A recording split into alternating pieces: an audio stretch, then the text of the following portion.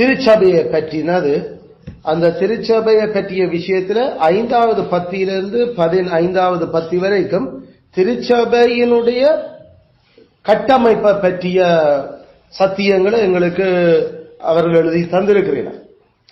அத search constitution நாங்கள் சொல்றோம். நாம் அதில் அதுவும் விசுவாச அறிக்கைகள அதுவும் இருக்கு. அது எங்களுக்கு விசுவாச அறிக்கைகளே அவர்கள் கொண்டு வந்துட்டார். அதில் சபையினுடைய கட்டமைப்பை பற்றி நாங்கள் 5வது பத்தியில இருந்து 15வது பத்தி வரைக்கும் இருக்கிறத பார்க்க வழி கிடைக்கல. நாங்கள் 5வது 6வது 8வது 9வது 10வது 11வது பத்திகளை நாங்கள் இப்ப படிச்சு முடிச்சிருக்கிறோம். அப்ப அதுக்குள்ள நாம மிஸ் பண்ணினது 7வது பத்தி நாங்கள் படிக்க இல்லை. பிறகு 12, 13, 14, 15 இந்த பத்திகளை பற்றி நாங்கள் அப்ப இன்றைக்கு அதை பார்க்க போறோம்.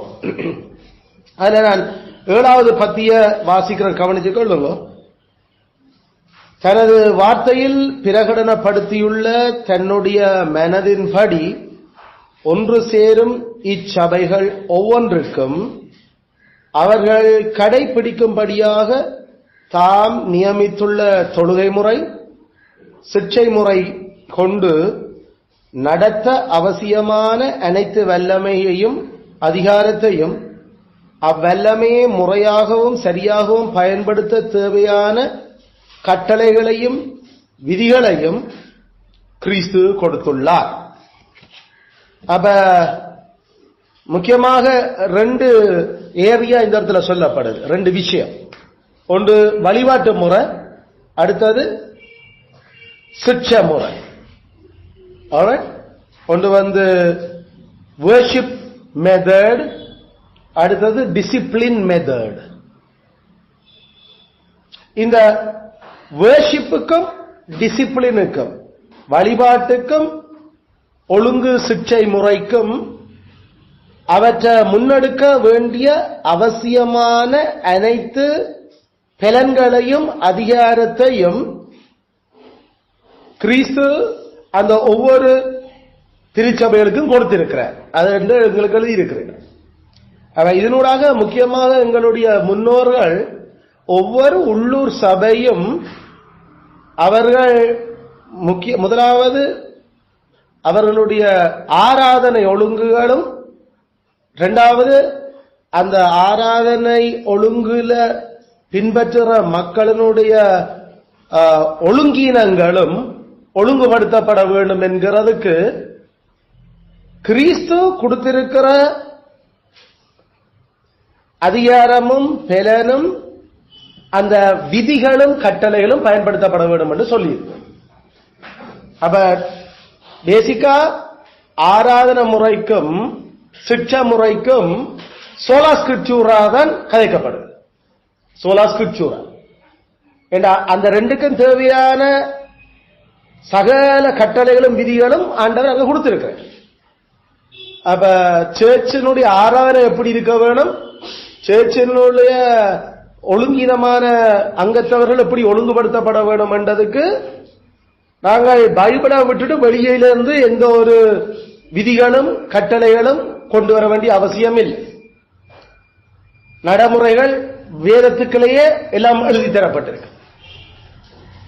அதை எங்களுக்கு அவர்கள் சொல்றார். அதே நேரம் இதில் இருக்கிற அந்த நடைமுறைப்படுத்துற அந்த சபை அது உலகளாவிய சபை அல்ல, அது ஒவ்வொரு உள்ளூர் சபை.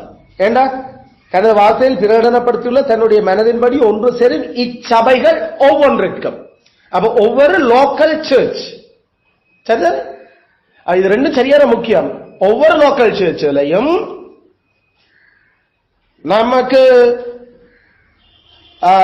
வர்ஷிப், அடுத்தது டிசிப்ளின், இந்த 2 சரியாக கொண்டு போறதுக்கு வேண்டிய கமாண்ட்ஸ் அண்ட் ரூல்ஸ் கிறிஸ்துவால வேதத்தில் கொடுபட்டிருக்கு. இதான் இந்த பத்தியில எங்களுக்கு முக்கியமா சொல்லப்படுது. எழுதி நோட் பண்ணியாச்சு. இதனால அப்ப இல்லாமலாக்கப்படுற விஷயம் என்ன, ஒரு உள்ளூர் சபைக்கு மேல கிறிஸ்துவை தவிர வேதத்தை தவிர வேறு எந்த ஒரு சபையும் அதிகாரம் எடுக்க இயலாது. அப்ப ஒரு உள்ளூர் சபைக்கு அந்த மூப்பர்கள் ஆளுகிற மூப்பர்கள் ஆட்சிக்களையே அதனுடைய ஒழுங்குமுறையும் ஆராதனை முறையும் அதை செய்யறதுக்கு வேண்டிய பலன்களும் அதிகாரங்களும் அதை கொண்டு நடத்துறதுக்கான விதிகளும் கட்டளைகளும் கிறிஸ்துவால கொடுபட்டு. வேற எந்த ஒரு அந்த சபைக்கு மேல வேறு ஒரு சபை அல்லது அதுக்கு மேல இருக்கிற வேறு ஒரு திருச்சபை அதிகாரம் செலுத்தல. அப்ப இதுல பாயிண்ட் என்ன, நம்மட நாட்டுல நம்மட நாட்களில இருக்கிற அந்த தாய்ச்சபை கிளச்சபை என்ற யோசனை பைபிள்ல இல்ல. விளங்குவோம். தாய்ச்சபை கிளச்சபைகள் அப்படி பைபிள்ல அந்த அது பைபிள்ல இல்லாத கம்பெனியும் வேற பிசினஸ் நடத்துற விளையாட்டுகள். அது அது எங்களுடைய கம்பெனி இதான் நாங்கள் பவுண்டேஷன் கம்பெனி. இப்ப இந்த கம்பெனி இப்ப பல கிளைகள் அமைத்துள்ளது பல பல இடங்களில். கடைசியில பைபிள்ல ஒரு நாள் நாம கிளச்சபை என்ற கதையை அப்படிப்பட்ட அந்த மனுஷ யோசனை பைபிள்ல பார்க்கிறேன். ஒன்று எருசலேம் சபை அல்லது கலாத்திய சபை, கொரிந்து சபை, பிலிப்பு சபை, ரோம சபை, இதுல எல்லாத்தையும் தாய் சபை ஒரு பொறுப்பான சபை அப்படி ஒரு தாய் சபையும் இல்ல ஒரு பிள்ளை சபையும் இல்ல. அந்தந்த இடங்களில அந்தந்த உள்ளூர் சபைகளே அவர்களுடைய ஆட்சியாளர்களாகிய மூப்பர்களே ஆளப்படுகிறவர்களும் ஆளுகிறவர்களும் சபையாக்கப்படுகிறார். அதனால கொரிந்து சபையில பல சபைகள் இருந்தது. அந்த நாட்டிலே பல சபைகள் இருக்குது. கலாத்தியா நாட்டில பல சபைகள் இருக்குது. இப்ப அந்த நாட்டில பல சபைகளுக்கு எல்லாத்துக்கும் சேர்ந்து ஒரு பெரிய சபை இருந்து அதான் முதலாவது தொடங்கின சபை. அதனால அந்த சபை தான் அதுல இருந்து எல்லாம் சபை நாட்டும் பணிகள் செய்தது. அதுல சபை நாட்டும் பணிகள் செய்தபடியால கட்டாயம் அந்த முதல் அமைக்கப்பட்ட சபைக்கு கீழதான் எல்லா சபைகளும் பொறுப்பு கூற வேண்டும் என்றது பைபிள்ல ஒரு இடத்திலையும் இல்லை. அது சோலா ஸ்கிரிப்சூரா இல்ல, அது வேதம் மட்டுமே இல்ல, அது மனுஷ புத்தி, மனுஷ மூளை, கடவுள் கிறிஸ்துவுடைய புத்தி அது இல்லை. அதைத்தான் எங்களுடைய முற்பாக்களில் உடைச்செறிகிறார். தனது வார்த்தையில் பிரகடனப்படுத்தியுள்ள தந்த மனசின் படி ஒன்று சேரும் இச்சபைகள் ஒவ்வொன்றிற்கும் அவர்கள் கடைபிடிக்கும்படி தொழுகையையும் தொழுக முறையையும் சிக்ஷ முறையையும் கிறிஸ்து கொடுத்திருக்கிறார். அது எப்படி நடக்கணும் என்றதுக்கு அவற்றை மனதில் எழுதப்பட்டிருக்கிற வேதத்தில் தேவையான அனைத்து கட்டளைகளும் விதிகளும் கொடுக்கப்பட்டிருக்கு. அதுல எந்த போனாலும் கிறிஸ்துவோட மனதுபடி இருக்கிற சபைகள்ல ஆராதனையும் சிற்ற முறையும் ஒரே மாதிரி தான் இருக்கும். கிறிஸ்து ஒருவர், கிறிஸ்துவோட வார்த்தை உண்டு. அங்க வித்தியாசம் வித்தியாசமான தொழுகைகள், வித்தியாசம் வித்தியாசமான டிசிப்ளின் முறைகள் உண்டு.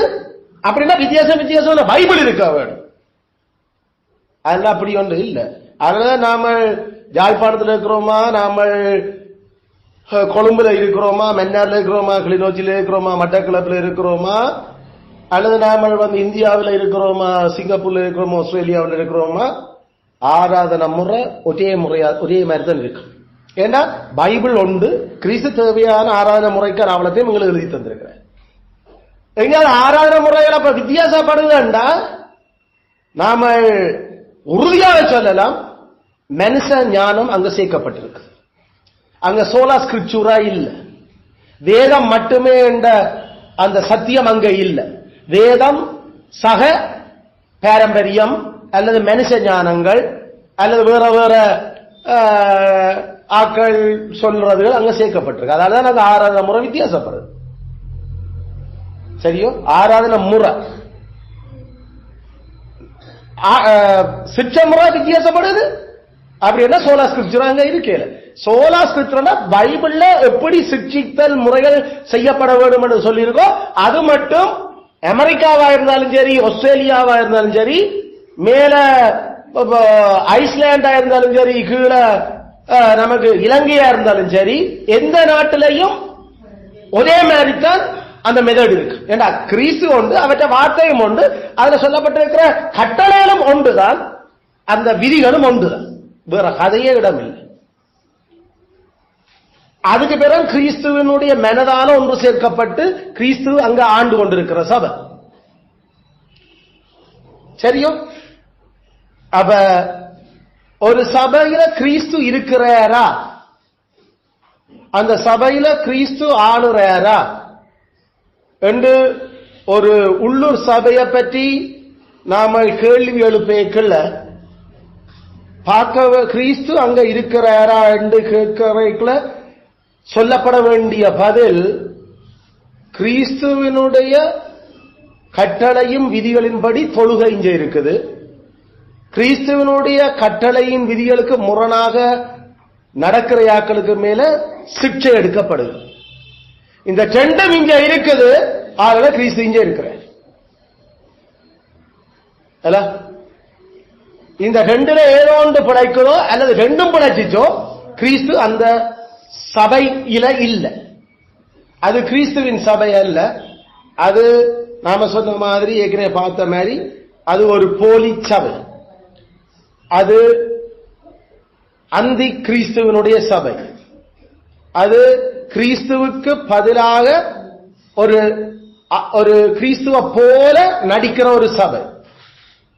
ஒரு சபை இல்ல கிறிஸ்து இருக்கிறார். Is Christ is there. என்ன தெரியும்? கிறிஸ்து சபையை விட்டு வெளியில போகுவார்.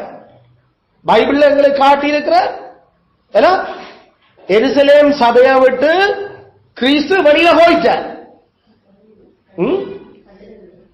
கட்டடம் இருந்தது, ஆட்கள் இருந்தவங்க, ஆனா கிறிஸ்து அங்க இல்ல. கிறிஸ்து அங்க இருக்கணும் என்றா கிறிஸ்துவோட மனசு அங்க செய்யப்படணும். அவற்ற வார்த்தைக்கு மதிப்பில்லைன்னா புறையினருக்கு அந்த இடத்துல மனுஷரான நாமளே அந்த இடத்துல இங்க இருக்க போறது ஏண்டா, அந்த குடும்பத்துல அல்லது அந்த இடத்துல எந்த வார்த்தைக்கு ஒரு மதிப்பு இல்லைன்னா புறையினத்துக்கு நான் அதுல இருப்பேன். அந்த குடும்பத்துல மதிக்கப்படையில்லையா, இதனால நான் மதிக்கப்படாட்டி புறையினர்ல நீங்களும் நானும் எனக்கு முன்னத்தும் என்ன சம்பந்தம்? எருசலேம் தேவாலயத்தில் ஆசாரியர்கள் இருந்தவர்கள், அவர்களுடைய ஆராதனைகள் இருந்தது, அவர்களும் சில வகையான ஒழுக்க நடவடிக்கைகள் வச்சிருந்தவர். ஆனா கிறிஸ்து சபையை விட்டு போயிட்டார். அதுல ஒரு சபையில கிறிஸ்து இருக்கிறாரா, கிறிஸ்து அந்த சபைய ஆண்டு கொண்டு அவருக்கு பிரியமான மக்கள் என்று அவர் பார்க்கிறாரா என்றதுக்கு அந்த அசிட் டெஸ்ட், உரைக்கல் அல்லது நாம் சொல்ற அந்த டெஸ்ட் வந்து அவருடைய வர்ஷிப் மெத்தட் எப்படி இருக்குது, டிசிப்ளின் மெத்தட் எப்படி இருக்கு. ஏண்டா கட்டாயம் இந்த ரெண்டும் அது உலகம் முடியும் வரைக்கும் போற விஷயம். ஏண்டா கடவுளை சேவிக்கிறது தான் அவர்களை தெரிவு செய்திருக்கிறார். கடவுள் கிறிஸ்து இரண்டாம் தரம் வரைக்கும் பாவம் இருக்க போகுது. அதனால ரட்சிக்கப்பட்ட ஆட்களுக்கு பாவம் இருக்கிறபடியால கட்டாயம் அந்த சத்தியத்துக்கு விலகிடபுறம் விலகிற விலகல்கள் அப்பப்ப தொடர்ச்சியா இல்லாட்டி இருந்துட்டு வரப்போகும். அப்படி வரையட்டா கட்டாயம் சபசுற்றி அப்ப அங்க கிறிஸ்துவ செய்யப்பட வேண்டும். அது எடுக்கப்பட வேண்டாம். கிறிஸ்து அங்க இல்ல, கிறிஸ்து அங்க ஆராதிக்கப்படவில்லை. ஒரு சர்ச் மெய்யான சபையா உண்மையான சர்ச்சா ரெண்டு கேட்கிறதுல தெரியத்தக்கதா, நமக்கு டக்கண்டு தெரியத்தக்கதா, ஒரு ஆள் ஜட்ஜ் பண்ணத்தக்கதாக இருக்கிறதுக்கு அவங்களோட சர்வீஸுக்கு போயிருந்தா காணும். அங்க கிறிஸ்து இருக்கிறாரான்னு நமக்கு தெரியும். ஏன் சர்வீஸுக்கு போயிருக்க சொல்லுங்க, சர்வீஸ் அந்த வர்ஷிப் மெத்தட் பைபிள்ல இருக்கிற மெத்தட் மாதிரி தான், மெத்தட் அந்த முறையெல்லாம் நாங்க பயன்படுத்தப்பட்டு கொண்டிருக்கோம். இல்லாட்டி தாங்கள் நினைச்சதெல்லாம் அந்த மெத்தடோட சேர்த்துறீனமா, இல்லாட்டி பைபிள்ல இருக்கிறத எல்லாம் விட்டு போட்டு தாங்கள் புதுசா உண்ட இப்ப வர்ஷிப்பாக செய்யறீனமா ஏண்டா தெரியும் அங்க கிறிஸ்து இருக்கிறாரா இல்லையாண்டு. அது வெளிப்படையா உடனடியா நமக்கு தெரியக்கூடிய அந்த டெஸ்டிங். அங்க அங்க சப சிக்ஷை நடக்குதா, அது ஆட்கள் மேல அவர்கள் அதை ஒழுங்குபடுத்துறோமா என்றது நாம கொஞ்சம் அவளோட பழகத்தான் தெரியும். அது உடனே பார்த்த உடனே தெரியாது. ஒரு சேர்ச்சில் கிறிஸ்து இருக்கிறாரா இல்லையா ஞாயிற்றுக்கிழமை சர்வீஸுக்கு போயிருந்தா காணும். அந்த சர்வீஸினுடைய அந்த வர்ஷிப் மெத்தட் சோலா ஸ்கிரிப்சூராவா இல்லையா? சோலா ஸ்கிரிப்சூராவா? Fine fine. சோலா ஸ்கிரிப்சூராவாக இருக்கும்னா அது கடவுள் சொன்ன மாதிரி சிம்பிளா அவற்ற மெத்தட் படிதான் இருக்கு. அவற்ற வார்த்தை மட்டும்தான் அங்க உயர்த்தப்பட்டு கொண்டு இருக்கு. கடவுளோட வார்த்தை உயர்த்தப்பட இல்லை, மனுஷ ஞானங்கள் உயர்த்தப்படுது, குடும்ப செல்வாக்கள் அங்க காட்டப்படுது, மனுஷர் புகழப்படுகிறீனா அங்க மனுஷர்களுக்கு துதிபாடப்படுகிறது. கடவுள் சொல்லாத பல வேலைகள் ஆராதனையில் நடந்து கொண்டிருக்குது. ஏண்டா நாம வேற கதையே தேவையில்லை, முடிவு செய்யலாம். கிறிஸ்து அங்க இல்லை. இதுதான் ஒரு மெய்யான சபையினுடைய லட்சணத்துல முதலாவது வெளிப்படையா தெரிகிற விஷயம். ஐயோ கனவேர் அறியாமையில் அதுக்குள்ள இருக்கிறோம் இருந்திராம அறியாம இருந்ததால கிறிஸ்து அங்க இருக்கிறார் அர்த்தமே இல்ல. ஏற்கனவே சபைக்கு வெளியில இருக்க நாம சரியா தெரியல, சபைக்கு உள்ளுக்கு போனா சபையை நினைச்சு உள்ளுக்கு போன பிறகு நமக்கு தெரியல பைபிள் படி அதை செய்யறதுக்கு. அங்க ஆராதனை சொல்லித்தர மெதட்ல அந்த மெதட் பைபிள் சொல்லுதா இல்லையா ஒன்று நம்ம தெரியல. கிறிஸ்து அங்க இல்ல, நாம நினைச்சு கொண்டிருப்போம் கிறிஸ்து இருக்கிறாரு. அங்க எருசலேம் சபையில கிறிஸ்து இருந்த என்று நினைச்சு கொண்டிருந்தோமா? அல்லது புதிய கிறிஸ்து பிறந்தா பிறகும் அங்க சேர்ச்சில கடவுள் பிரியமாயிருந்து கடவுள் அங்க இருந்து அவர்களோட நேசமாயிருக்கிறார் என்று அங்க வேதவாதம் பரிசீலனை நினைச்ச மாதிரி கடவுள் கிறிஸ்து தெரியும். கிறிஸ்து அங்க என்ற பிதாவினுடைய ஜெப வீட்டை கள்ளர் குகையாக்கி கொண்டிருந்தீங்களா? நீங்கள் நான் 30 வருஷமா பிறந்ததுல இருந்து இப்படிதான் நீங்கள் இருக்கிறீர்கள். இந்த இப்ப 31ஆம் வருஷம் 32ஆம் வருஷம் 33ஆம் வருஷமும் இதே கள்ளர் குகையெல்லாம் செய்கிறீர்கள். ஆனா கிறிஸ்து அந்த சபையை விட்டு வேறொரு சபைக்கு போக இயலாது. ஏன்னா இதை விட உலகத்தில் வேற சபை இல்லை.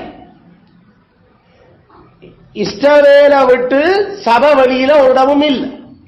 ஆக கிறிஸ்து அங்க பிறந்து அதுக்குள்ள இருந்து அந்த சபையை அவர் உலகளாவிய புரோஜாதிகளுக்கு கொண்டு போறதுக்காக அவர் அவனத்தையும் சகிச்சு, அதனுடைய அர்த்தம் அவர் அங்க கடவுள் அங்க இருக்கிறார் என்று சொல்லி நம்பிக்கொண்டிருக்க இல்லை. உண்மையில கடவுளையே வேண்டாம் என்று நிராகரிக்கிற வேதபாரதம் பரிசீலனை அங்க இருக்கிறீங்க.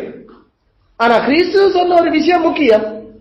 அங்க மோசையின் நியாயசனத்தில் உட்கார்ந்து இருக்கிற அந்த வேதபாரத பரிசேரம் மோசையின் சட்டங்கள் சொல்லுறதுபடி நீங்கள் செய்திருங்க. விளங்குதா? மோசே குஷ்டரோகிகளை சுத்தப்படுத்தியர்கள் அவர் சொல்லி அனுப்பினாரு. மோசே உங்களுக்கு என்னத்தை கட்டளை இருக்கிறானோ அதை போய் செலுத்துங்க. அப்ப எப்பயுமே அங்க என்னத்தை கிறிஸ்து உயர்த்தின? கடவுளினுடைய கட்டளைகளும் விதிகளும் அவரால் வெளிப்படுத்தப்பட்ட கொடுக்கப்பட்ட அந்த 39 புத்தகங்கள்ல இருக்கிறதும் அங்க செய்யப்படணும். அவங்க சொல்லித்தாராங்க, அதுபடி செய்தாச்சு. ஆனா அவங்க சொல்றாங்க கணக்கு செய்கிறேன். அதனால அவங்க சொல்றபடி செய், ஆனா அவங்க செய்யற மாதிரி செய்கிறார். அதனுடைய அர்த்தம் கடவுள் அங்க இருக்கிறார் என்ற அர்த்தமோ இல்ல. இல்ல, கடவுள் அங்க இல்ல. அவர் எருசலேமை விட்டு வெளிக்கிட்டு போய் பல நூற்றாண்டா போச்சு. அதுக்கு பிறகு இன்னும் தன் கோபம் அங்க இருக்குது என்றதுக்கு அவளை இன்னும் அடிமைத்தனத்துல நான் ஒப்பு கொடுத்து வச்சிருந்தேன். ஏனென்றா அவருடைய நித்திய நோக்கத்துல புறஜாதிகள் ரட்சிக்கப்படுற காலம் நிறைவேறும் வட்டும் அந்த கிறிஸ்து அவர் ஸ்திரீயினிடத்துல பிறக்கிற காலம் வரைக்கும் அவர் அதை நிர்வகிச்சு கொண்டு போக வேண்டியிருந்தார். அதுக்கெல்லாம் அந்த நல்ல பழக்கூடைகள் அவர்கள் தனிய போய் இன்னொரு நாட்டில சபை துறக்க இயலாது. இன்னும் கிறிஸ்து அங்கதான் பிறக்க வேண்டும். அதனால அவர்கள் அங்க இருந்துச்சு.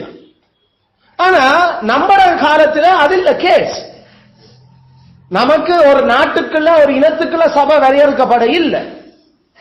அயால ஒரு உள்ளூர் சபை இல்ல கிறிஸ்து இல்லை என்று நமக்கு தெரியுது.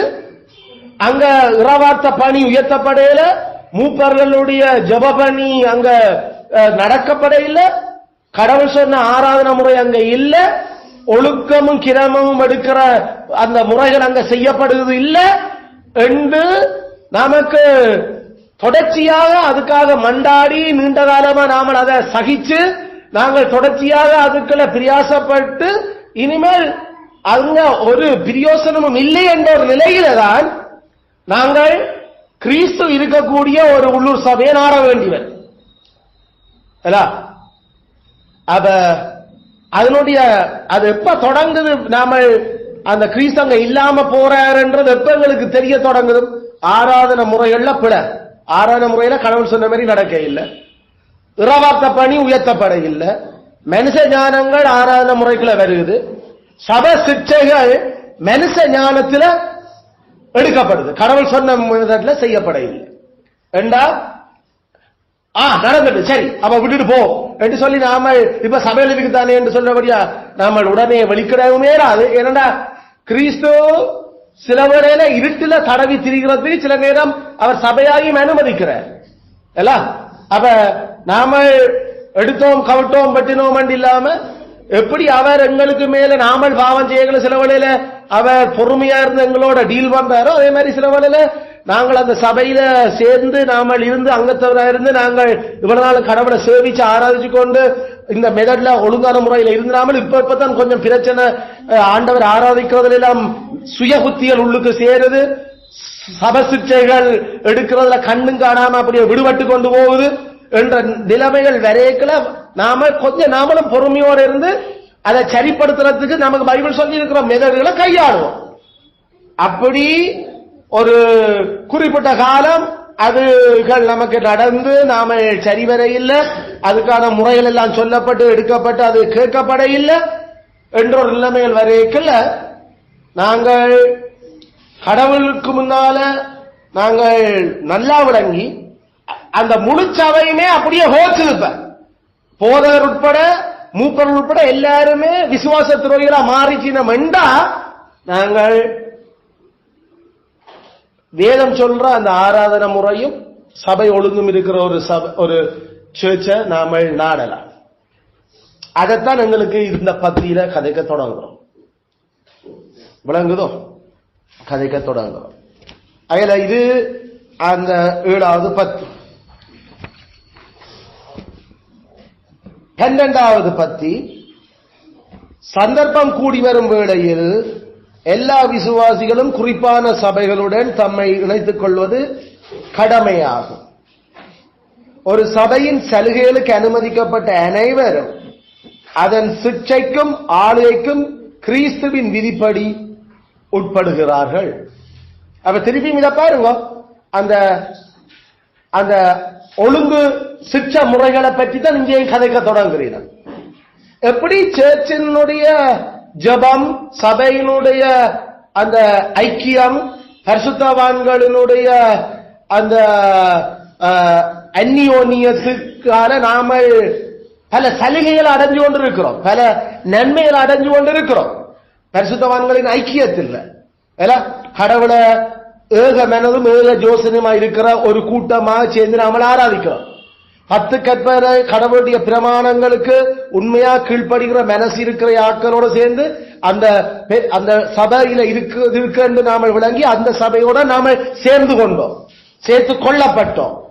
ஆகல இப்படி மற்ற இடங்கள்ல நாம இருக்கிற ஊர்ல பட்டணத்துல இல்லாம வேற வேற பல சபையில் இருந்தாலும் அவர்கள் 10 கற்பனை கடவுளுடைய கட்டளைகளுக்கு முரண் அவர்கள் 5 கட்டளை செய்வினோம், 5 கட்டளை செய்ய மாட்டோம், 8 கட்டளை செய்வினோம், 2 கட்டளை செய்ய மாட்டினோம், அதுக்கு ஒவ்வொரு சாட்டு சொல்லுவினோம்.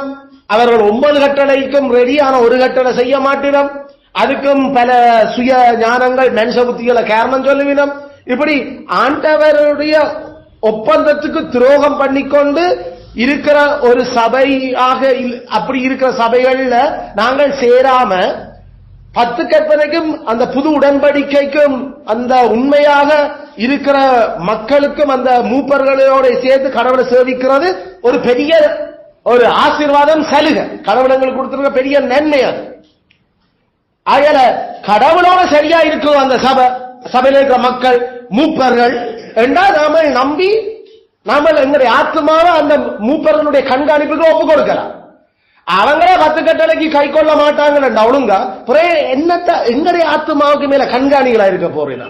ஆகல எங்களுடைய ஆத்மாக்களுக்கு உக்கிரான பொறுப்பு சொல்லக்கூடிய தனமத்துவத்தில் இருக்கிற ஆட்கள் கடவுளுக்கு பயந்து உற்சாக மனதோட உத்தமத்தோட அந்த புதிய உடன்படிக்கையோ பழைய உடன்படிக்கையோ அந்த 10 கற்பனையினுடைய நித்திய கற்பனைகளுக்கு உண்மையா இருக்கிற அந்த சபை ஆட்சியாக்கள் வசனத்தை அப்படி தெளிவா தைரியமா வரலாறு பூர்வமா அத எந்த ஒரு சமரசத்துக்கு இடம் கொடுக்காம துப்பரவாக இன்னும் பிரசங்கிச்சு கொண்டிருக்கிற அந்த மூப்பர்களுக்கு எங்களுடைய ஆத்துமாக்களை உட்படுத்துறத நமக்கு அவசியம். ஏன்னா கடைசியில பரலோகம் போய் சேர்ந்து கிறிஸ்துவுக்கு மைமையா நாம வாழும். அப்படி வரைக்கல பாவம், பேய், உலகம் நம்மட 3 பெரும் எதிரிகளும் நமக்கு மேல போர் தொடுக்கும். அது போர் தொடுக்கல கவனம், எச்சரிக்கை, இந்த மாதிரி இருக்குது, சூழ்நிலை எப்படி மாறுது, அதனால உங்களை குறித்து எச்சரிக்கையா இருங்கோ. இந்த உலகம் இப்படி நம்மளை இழுக்கும். உலகம் என்று நாம கதைக்கிறது என்ன? உலகம் என்று நாம சொல்றேன் என்ன? மனுஷருடைய அஞ்ஞானிகளுடைய யோசனைகளும் வேதத்துக்கு முரணாக நடக்க வைக்கிற அவர்களுடைய இழுப்புகளை தான் நம்ம உலகம் என்று சொல்லுறோம். அதில் அப்படிப்பட்ட அந்த இழுவைகள் அது எங்களுக்கு எங்களோட ரத்த உறவுகள் ரட்சிக்கப்படாத ரத்த உறவுகளால வரலாம், அல்லது நாம படிக்கிற பள்ளிக்கூடங்களால வரலாம், நாம வேலை செய்கிற நிறுவனங்களால வரலாம், அல்லது அரசாங்கத்தால வரலாம். அதெல்லாத்தையும் நம்ம உலகம் என்று சொல்லுறோம். அப்ப அந்த உலகம் எங்களை கடவுளுடைய 10 கற்பனைக்கு கை கொள்ள விடாம இழுக்க பார்க்கிற அந்த நிலைமைகளை மூப்பர்கள் அடையாளம் கண்டு கவனம், உலகத்தின் மேல ஆசை வச்சு போயிடாதீங்க, உலகம் உங்களை இழுக்க விட்டுடாதீங்க, உலகத்தில் அன்பு கூறாம இருங்க. உலகம் என்று நாம கதைக்கிறது கிறிஸ்துவையும் கிறிஸ்துவுடைய கட்டளையை விட்டு பிரிக்கிற விஷயங்கள்ல அந்த எச்சரிப்புகளை கொடுக்காம குலைக்காம இருக்கிற ஊமையான நாய்கள் போல இருக்கிற அந்த மூப்பர்கள் கொண்ட ஒரு சபையில நாமளே கொண்டு எங்களுடைய ஆத்துமா கொடுத்து இன்னும் நாம நிறம் போவோம். அதனால அப்படிப்பட்ட குலைச்சு எச்சரிச்சு பெருசா கத்தி இல்ல பாவம் கவனம் இது பிரச்சனையா போதும் என்று எச்சரித்து எங்களை அந்த கடவுளுடைய அடிகளுக்களையும் கடவுள் எங்களுக்கு மேல சாபத்தை கொண்டு வர்றதுலையும் இருந்தும் கடவுள் எங்கள துக்கப்படுற மாதிரியும் கடவுள் எங்கள பார்த்து கண்ணீர் வர்ற அளவுக்கு நாம நடந்துடக்கூடாது. ஏன்னா அவர் எங்களை பார்த்து அளவழிக்கிட்டா அதோட கதை முடிஞ்சது. அவர் எருசலேமை பார்த்து கண்ணீர் விட்ட கிறிஸ்து முடிஞ்சு போச்சு. ரோமர்கள் எருசலேமை உழுது உப்பு விதைச்சாங்க, மக்களை போட்டு எதுவாக்கினாங்க. அதுல கிறிஸ்து நம்மளை பார்த்து துக்கப்பட்டு அளவழிக்கிட்டா அதோட நமக்கு இந்த உலகத்திலையும் இனி வரப்போற உலகத்திலையும் இனிமேல் நாதியே இல்லை. அந்த அளவுக்கு பிரச்சனையா இதெல்லாம் யோசிச்சு இதுகளுக்கெல்லாம் தப்புற என்ன வழி?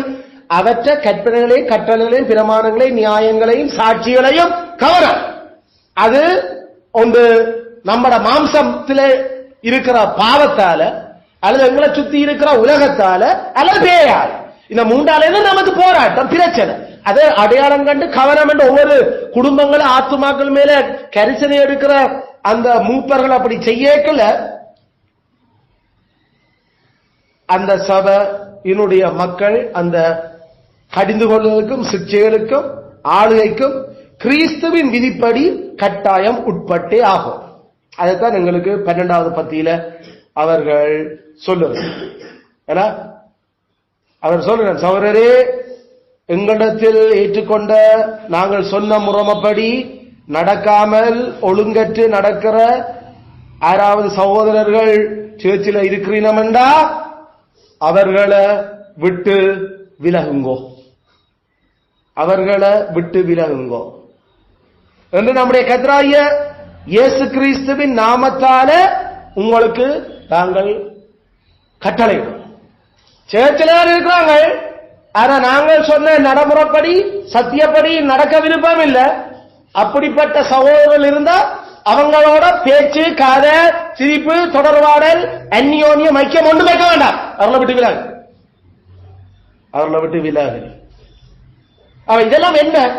விட்டு விலகினா அது அப்படியே அவர்களை நாசமாக்க போட்டும் அர்த்தமா இல்ல, அவர்களுக்கு அந்த பிரஷரை கொடுக்கிறது. கிறிஸ்துவனுடைய சரியான வழியை வரைச்சை யாக்களை இப்படி நீங்க அவர்களை விட்டு விலகினீங்களா, தொடர்புகளை இல்லாமல் ஆக்கினீங்களா, அவர்களோட நீங்கள் கதைக்காம விட்டீர்கள், அல்லது அவங்க சேர்ச்சில் இருக்கிற ஆக்கலன்னு சொல்லியும் அவர்கள் இப்படி முறமகட்டு நடக்கிறீர்கள், அவர்களோட தொடர்புகள், பேச்சுவார்த்தைகள், சாப்பாடுகள், போய் வாரதுகள் எல்லாம் நிப்பாட்டு. அவர்களுக்கு விளங்கட்டும் எப்படி இந்த இந்த ஒழுங்கினங்கள் சரிப்படுத்தப்பட வேண்டும் என்றதை அவர்கள் விளங்கிக் கொள்ளட்டும். கிறிஸ்துவோட விதிக்கு அவர்கள் உட்பட அவர்களை நடத்துங்கோ என்றுதான் இந்த பத்தியில எங்களுக்கு கதைக்கப்படும். ஆல்ரைட். 13வது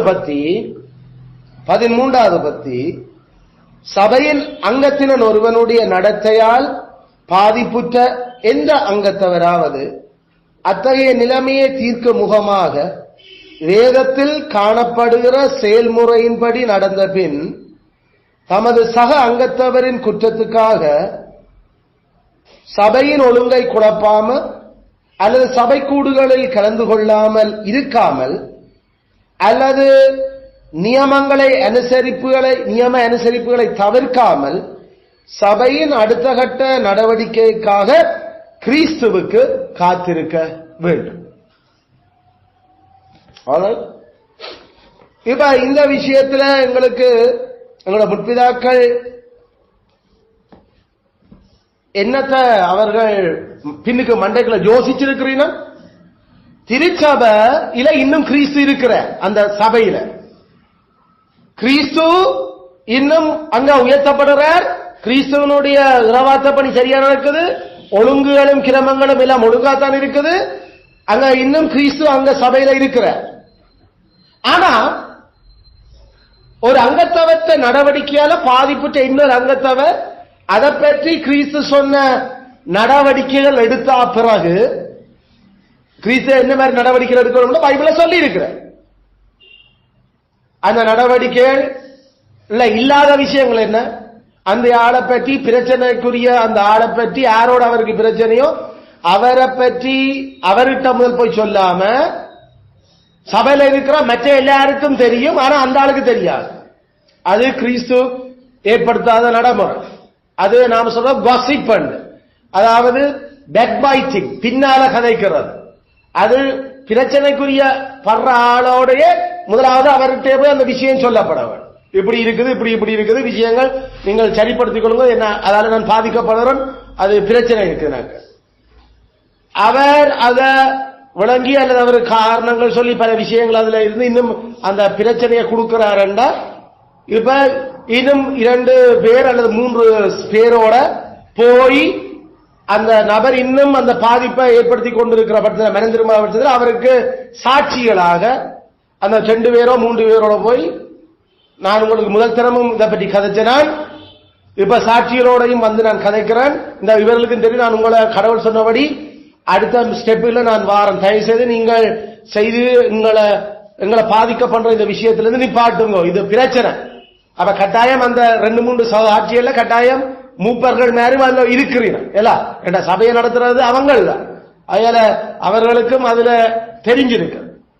அப்படி அந்த நடவடிக்கைக்கு பிறகும் அந்த ஆள்ல மனம் திரும்புதல் பிரச்சனைகள் இல்லை என்று சொன்னா கடைசியில் அப்ப சபைக்கு முழு பேருக்கும் அதை தெரியப்படுத்தி அதை நாம அவர் மீது அவரை சபையை விட்டு நீக்கிறதா இல்லாட்டி சபைக்குள்ள வச்சிருக்கிறதா என்ற அந்த கடைசி டிசிப்ளின் ஒழுக்காற்று நடவடிக்கையை எடுக்கிறதுக்கு மெனு செய்ய வேண்டும். இதான் அந்த 3 ஸ்டெப், சிம்பிள்.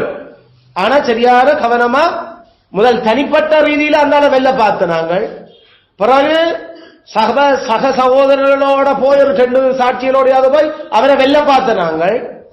இப்ப கடைசி கட்ட நிலை அவரை வெல்ல பார்க்கிறோம், முடிச்சவைக்கும் தெரியப்படுத்தி இதை என்ன செய்யலாம் இவற்ற விஷயங்களை அவளை சரிப்படுத்துறது. ஏன்னா அவன் ஆத்மா கடவுள் சொல்லி இருக்கிற பிரமாணங்களுக்கும் ஒழுங்குமுறைகளுக்கும் சபையால செய்யப்பட்டு பிரகாரம் நடந்து வந்திருக்கிற ஏற்றுக்கொள்ளப்பட்ட முறைமைகளை அது அவ்வளவு சோலா ஸ்கிரிப்சூரா, அது புதுசா சபையில மனுஷ ஞானத்துல வரையில் அந்த முறைகள் இவ்வளவு நாளும் வேதப்படி இருந்த இது ஆள் விலகிற, அதால நான் பாதிக்கப்படுறேன். அல்லது ஒரு குடும்பம் பாதிக்கப்படுது. அப்ப அதை சரியாக கையாட்டு இதான் கடைசி சந்தர்ப்பம் உங்களுக்கு. அத இல்லாட்டி நாங்கள் எங்களுடைய அந்நியோனியத்திலிருந்து உங்களை விளக்க போறோம். இதனுடைய உங்களை விளக்கிறதுக்கு நாங்கள் வர இல்லை. நீங்கள் சரிப்பட்டுடணும் என்று நாங்கள் யோசிச்சு இதை கதைக்கிறோம். நீங்கள் சரிப்பட மாட்டீர்கள் என்றா சரிப்படும் வரைக்கும் உங்களை இந்த பரிசுத்த ஐக்கியத்திலிருந்து நாங்கள் அனுப்பி விடுறோம். அதைத்தான் நாம சொல்றது பிசாசிட்ட ஒப்பு கொடுக்கிறது, சாத்தானிட்ட ஒப்பு கொடுக்கிறது.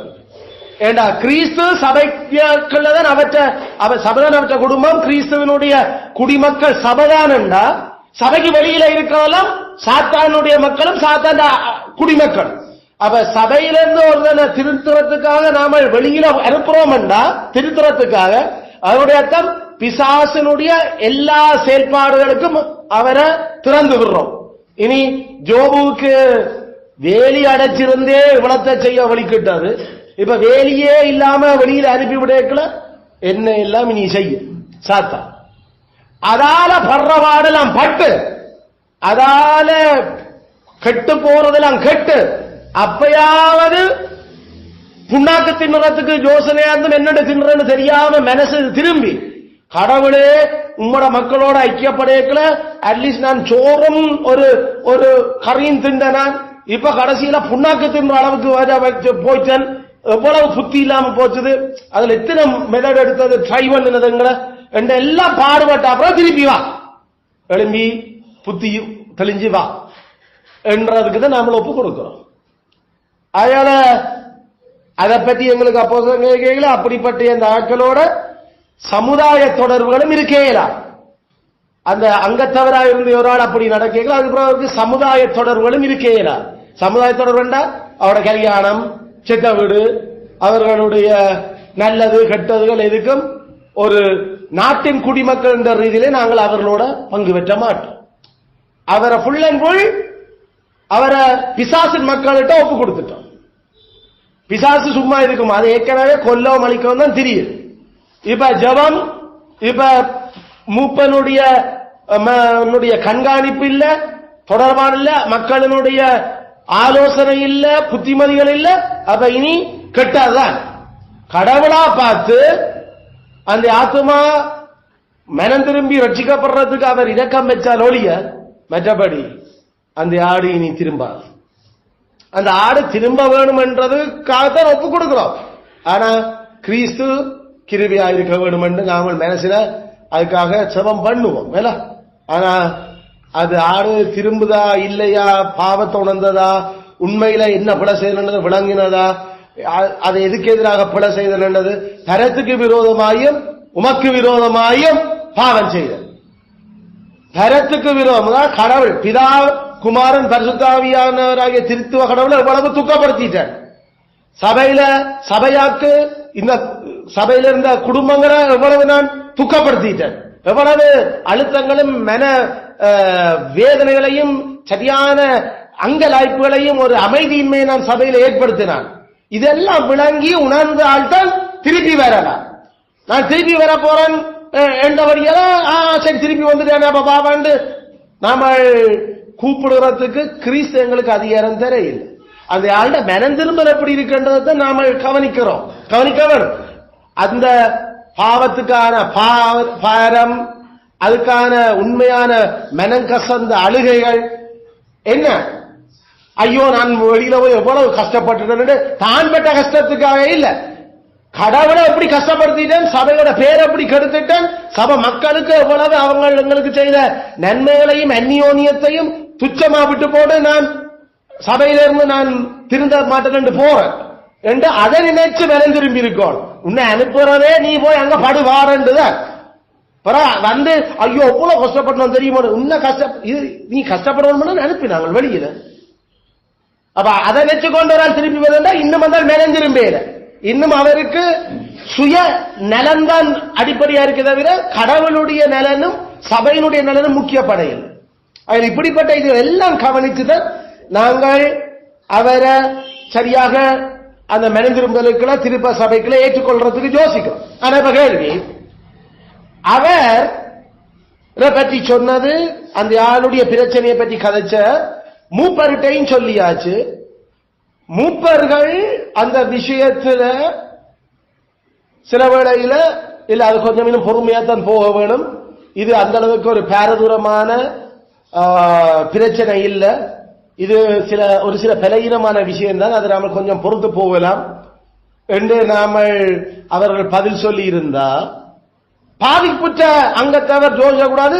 நான் போதர் இருக்கும் சொல்லி அவரும் ஒரு ஆக்ஷன் எடுக்கையில, அதனால நான் இனிமேல் நான் கையெழுத்து வீட்டை தொடங்க போறேன்.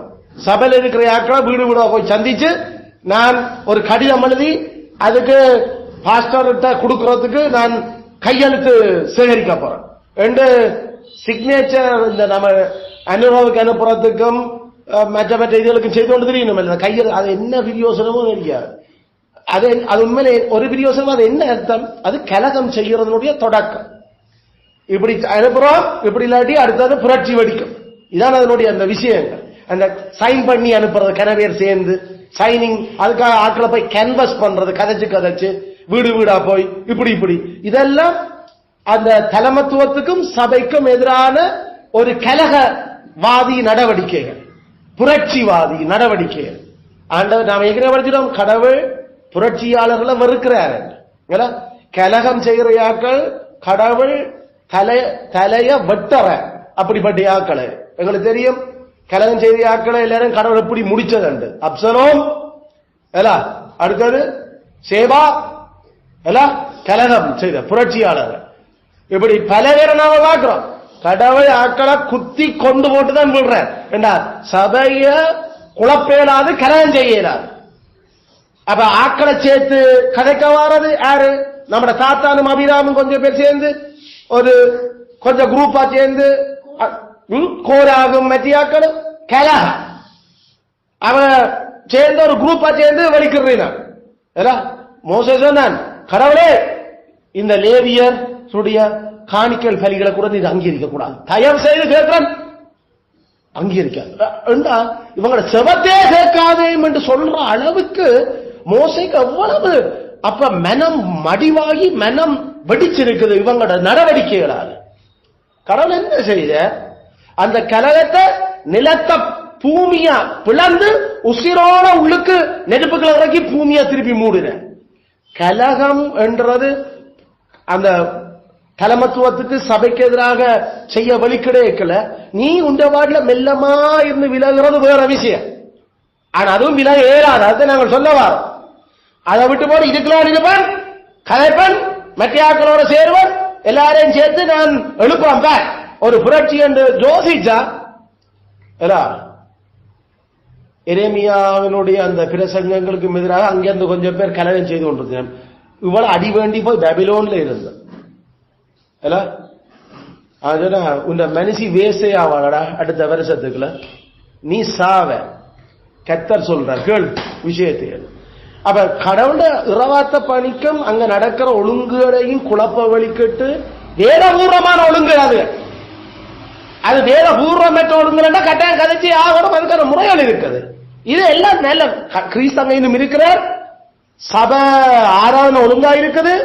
அங்க ஆத்துமாக்களுக்கு கரிசனையும் சபசித்தியும் கவனமா நடைபெற்றுக் கொண்டிருக்குது. கடிந்து கொள்ளுதல், புத்தி சொல்லுதல், எல்லாம் சீர்படுத்துதல், நீதியை படிப்பித்தல் எல்லாம் வருகிறது.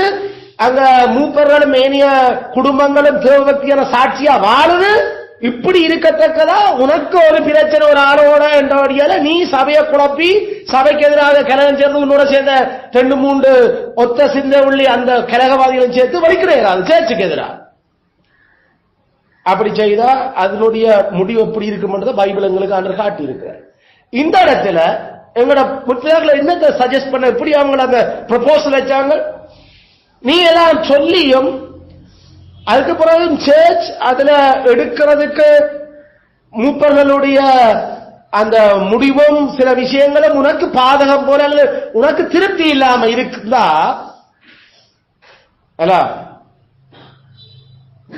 சபையினுடைய ஒழுங்க குழப்பக்கூடாது. சபை கூடுதல்கள்ல கலந்து கொள்ளாம விடையலாது. நான் கர்த்தருடைய பந்திக்கு வரமாட்டேன்னு நீ உன்ற வார்டுல நிக்க இயலாது. கட்டாயம் இதில் எல்லாத்துக்கும் பங்கு பெற்றோனும். ஏன்னா உனக்கு மேல சபை நடவடிக்கை எடுத்து திருப்பதியில நிப்பாட்டே நீ தான் யோசிக்க போற நான் திருப்பதிக்கு நீ வரமாட்டேன் உன்னை நீயே விலக்கிக் கொள்ள இயலாது. அதாவது அது கழகத்துக்கு எவ்வளவு நாமளை விலக்கிக் கொள்ள வலிக்கிட்டார். என்ன சொன்னாங்க? சபையின் அடுத்த கட்ட நடவடிக்கைக்காக கிறிஸ்துவுக்கு காத்திருக்க வேண்டும். யாருக்கு அப்பீல் போகுது? கிறிஸ்து விட்ட போகுது. கிறிஸ்து வச்ச அதிகாரங்கள்ட்டையும் சொல்லியாச்சு, அவர்கள் எடுக்கிற நடவடிக்கையில் எனக்கு போதிய திருப்தி இல்ல, ஆனா ஏதோ ஒரு நடவடிக்கை எடுக்கிறீங்கன்னா அதுல எனக்கு சாட்டிஸ்பாக்சன் இல்ல. அப்ப என்ன செய்? குழப்பாம கொள்ளாம ஆராதனைகளை தவிர்க்காம கர்த்தருடைய பந்தியை தவிர்க்காம தொடர்ந்து ஐக்கியங்கள்ல வா, கிறிஸ்து விட்ட சொல்லி காத்திரு. ஏண்டா சபைக்கு மேல பெரும் சபையினுடைய தலை இன்னும் இருந்தோன்னு இருக்கிற அந்த சபை இன்னும் கிறிஸ்து இருக்கிற என்றது உனக்கு வழியா தெரியும். கிறிஸ்து இருக்கிறபடியால நீ அதை சொல்லி எடுக்கிற ஒழுங்குகள், ஆராதனை முறைகள், மற்றது சபை சிக்ஷைகள் எல்லாம் நடக்குது. இப்ப இந்த விஷயத்துல உனக்கு திருப்தி தான் இல்ல, அதை சரியா எடுத்திருக்க வேணும், எனக்கு அந்த மனசு இதா கிடக்கு. உண்ட மனசு அப்படி இருக்கிறதால நீயே உன்னை விளக்கிக் கொள்ள ஏறாது விஷயங்கள் இருந்து. கிறிஸ்துக்கு காத்து. அதனால என்னத்தை சொல்ல வரோம்? இதான் நம்ம ஜாபு படிக்கைகள் ஒரு கேள்வி வரும். சபையிலிருந்து நாமளாயே விலகிக் கொள்ள இயலுமா ஒரு உண்மையான சபையில இருந்தேன்னு கேட்டா கடைசி வரைக்கும் இல்லை. ஒரு மெய்ச்சபையில கிறிஸ்து இருக்கிற சபையிலிருந்து நாமளா விலகியலாது. விலகினோம் என்றா அதனுடைய நாம கிறிஸ்து அவமானப்படுத்த தொடங்கும். கிறிஸ்து அந்த சபையில இருக்கிற அது மெய்யான சபை என்றதுக்கான அசிட் டெஸ்ட் என்ன? ஆராதனை முறை, அடுத்தது சபை சிக்ஷ முறை. விளங்குது? உங்களுக்கு தெரியும், நாங்கள் அந்த ரெண்டுலையும் கவனமா இருக்கிறோம். நாம ஒரு 10 குடும்பமா தான் கூட நாம ஆராதனை ஒழுங்கு முறையிலையும் சரி சபை சிக்ஷையிலையும் சரி சரியான கவனமா நாம இருக்கிறோம். அங்கத்தவருக்கு மேல நாங்கள் அதுல ஆக்ஷன் எடுக்கிறோம். நாங்கள் அவர்களுக்கு புத்தி சொல்லி எச்சரிச்சு எடுக்க வேண்டிய ஸ்டெப்புகளை நாம் எடுத்து போட்டு நாங்கள் அவர்களை பிறகு சபை திருப்பதியில கலந்து கொள்ள வேண்டாம், அதை எடுக்கக்கூடாது என்றெல்லாம் எத்தனையோ மெதல்களை நாங்கள் செய்து அவங்களை சரிப்படுத்திக் கொண்டிருக்கிறோம். அதை யோசிக்கல. அதால ஐயோ நான் கத்திட்ட பந்தியில பங்கு பெற்றாம போறதால எனக்கு பிரச்சனை வருதோ என்று யோசிக்கிற அளவுக்கு மனசு வேலை செய்யுது. அல்லது நான் கத்திர பந்தியில நாங்கள் இதுவும் பங்கு பெற்றாம இருக்கிறதால நமக்கு ஏதாவது இந்த பிரச்சனைகளா இருக்கு யோசனையும் வருது என்று வந்து என்னோடையும் கழிச்சிருக்கிறீர்கள் சில விஷயங்கள் சில பேர். அப்ப நாங்க அது அங்கத்தவர் இல்லையா என்று படியா பார்த்து நாங்கள் அதை சொல்ல இதுல என்ன விஷயம் இருக்கு, ஏன் அந்த சிக்ஷையை எடுக்கிறோம். அந்த சிக்ஷையை எடுக்கிறதால மனந்திரும்புதல் எதிர்பார்க்கப்படுது. அதை ஒழுங்குபடுத்தப்படுகிற சரி. அப்ப திரும்ப நாங்கள் அந்த நிறுத்தப்படுகிற சலுகைகளை திருப்பி நாமல் கொடுக்கிறோம். இன்னும் சபையை விட்டு வெளியில போடு. அதுல மூப்பன் மந்தைகளுக்கு ஆத்துமாக்களுக்கு காவலாளி உக்கிரானக்காரன், அந்த காவலாளி சரியாக பார்த்து தேவையான சின்ன சின்ன ட்ரீட்மெண்ட், சின்ன சின்ன அந்த ஆபரேஷன்கள் நடந்து கொண்டு இருக்குது. பெரிய அளவில் கொண்டு வரதுக்கு அந்த ஆத்துமாக்களும் அவர் இடம் கொடுக்க இல்லை. அவர் உடனே அதுக்கு அடுத்த ரியாக்ஷனை கொடுக்கிறீங்க. அது சில வழியில 2 மாசம் 4 மாசம் கூட எடுத்திருக்குது. பொறுமையா தான் கையாளுறோம். அந்த பிரச்சனை திருப்பி அந்த சோதனை வரும். அப்ப எப்படி வேலை செய்யற, எப்படி அந்த கடவுள் கட்டாயம் அதே நாம ஃபெயில் பண்ற எக்ஸாம் திருப்பி வைப்ப. அப்படி வைக்கும் பிறகு நாங்களும் பொறுமையோட இருக்கிறோம் பேசாம. அப்படி எக்ஸாம் வரையக்குள்ள என்ன நடக்குது அதுல பாஸ் திருப்பி சலுகைக்கு நாங்களும் போயிட கிறிஸ்து கொடுக்கிற பலத்துல அந்த சரியா அந்த ஆத்மாக்கள் நடக்கணும். அந்த ஆதங்கத்தில் இவ்வளவு கவனமா இருக்கிற நாங்கள் அந்த டெஸ்ட்ல பாஸ் பண்ணீங்களா எவ்வளவு சந்தோஷமா எங்களுக்கு இருக்கு. அதுக்கு பொறுப்பா இருக்கிறார்களுக்கு. அதனால குதூகலத்தோட சரியா இப்படித்தான் கவனமா நாம இருக்கணும். இதண்டிடாதீங்க. அல்லது ஒரு சூழ்நிலை அமையக்கல்ல கடவுளுடைய கட்டளைகளுக்கு பிரமாணங்களுக்கு முன்னேறி போற வரைக்குள்ள எங்கடா இதே படபடக்கு அடிக்க தொடங்குது. ஏன் ஐயோ இது ஒரு பெரும் சோதனை விளங்கி இருக்கு சரியா எடுத்துக்கிறோம் கதைக்கிறோம் இல்ல இப்படி இது பிரச்சனை, இது கவனம், இது சரியான பிரச்சனையா போகுது. கட்டாயம் இதை நீங்கள் செய்யணும். இல்லாட்டி தயவு செய்து சொல்றேன் இதால பெறப்போற பிரச்சனைக்கு நீங்கள் முகம் கொடுக்க ரெடியா இருக்கும் என்று எச்சரிக்கிறோம். எச்சரிச்சாலும் நம்ம அந்த அந்த குறைக்கிற நாய்க்கு எவ்வளவு பட்டு அந்தரமாக்குறாங்க. அந்த டெஸ்ட்ல தோத்துடக்கூடாது, டெஸ்ட்ல இந்த சோதனை முன்னுக்கு வைக்கிறது விளங்கல. உங்களுக்கு படிக்கிறோம் பாடம், இதான் பிரச்சனை. நாம போராளி குழு, நாம எப்பயுமே போராட்டக்காரன். அதில் எப்படி வருது, இதுதான் டெஸ்ட், கவனம் பாஸ் பண்ணிடணும் என்று நாம சொல்லுறதுகள். அதை எப்படி அதை வெல்ல வைக்கிறது என்றதுக்கு எவ்வளவு நாம பாடுபட்டு நாம அதுல ஈடுபடுவோம். கர்த்தர் ஸ்தோத்திரம். அதுகள் அதை கேட்டு உடனே புத்தியில விளங்கி இல்ல சரி அதை செய்யதான் மேடம், அது என்ன பாடம்னாலும் நாம அதை கட்டளை மீறக்கூடாது என்று வரைக்கல. அந்த ஆக்களை காணும் வரைக்கும் நெஞ்சடிதான் ஆசாரியனா மூப்பரா ஏன்னா அந்த அந்த விடயங்கள்ல என்ன பதில் வரப்போகுது என்ற அந்த எதிர்பார்ப்பும், கடவுளே நீர் வெல்ல வச்சட்டீரா என்று போய் தரியு வந்து தானியேலிட்ட கேட்ட மாதிரியா, நீ ஆராதிக்கிற தேவன் உன்னை தப்புவிக்க வல்லவரா இருந்தாராடா ஐயா. அந்த இரவு முழுக்க அந்த நாள் முழுக்க நமக்கு நித்திரையில நமக்கும் அந்த அந்த டெஸ்ட் வந்திருக்குதுன்றது வடிவா விளங்குது. அதை பாஸ் பண்ணி ஆள சத்தமும் ஆளும் பார்க்கும் வரைக்கும் அந்த அந்த பொறுப்பா இருந்து அதுல செய்து. இது உங்களோட குடும்பங்கள்ல பிள்ளைகளோட ஈடுபடைக்குள்ள தெரியும். அந்த அந்த டெஸ்ட்கள்ல பிள்ளைகள் எப்படி அதை அந்த அந்த ஜெய ஜெய தொனி அந்த வெற்றி கழிப்பு புள்ள கதைக்கும் வரைக்கும் நமக்கு அங்க குல நடுக்கம் தான். அது பாஸ் பண்ணும் பிறகு அந்த நாம எதிர்பார்க்கிறது.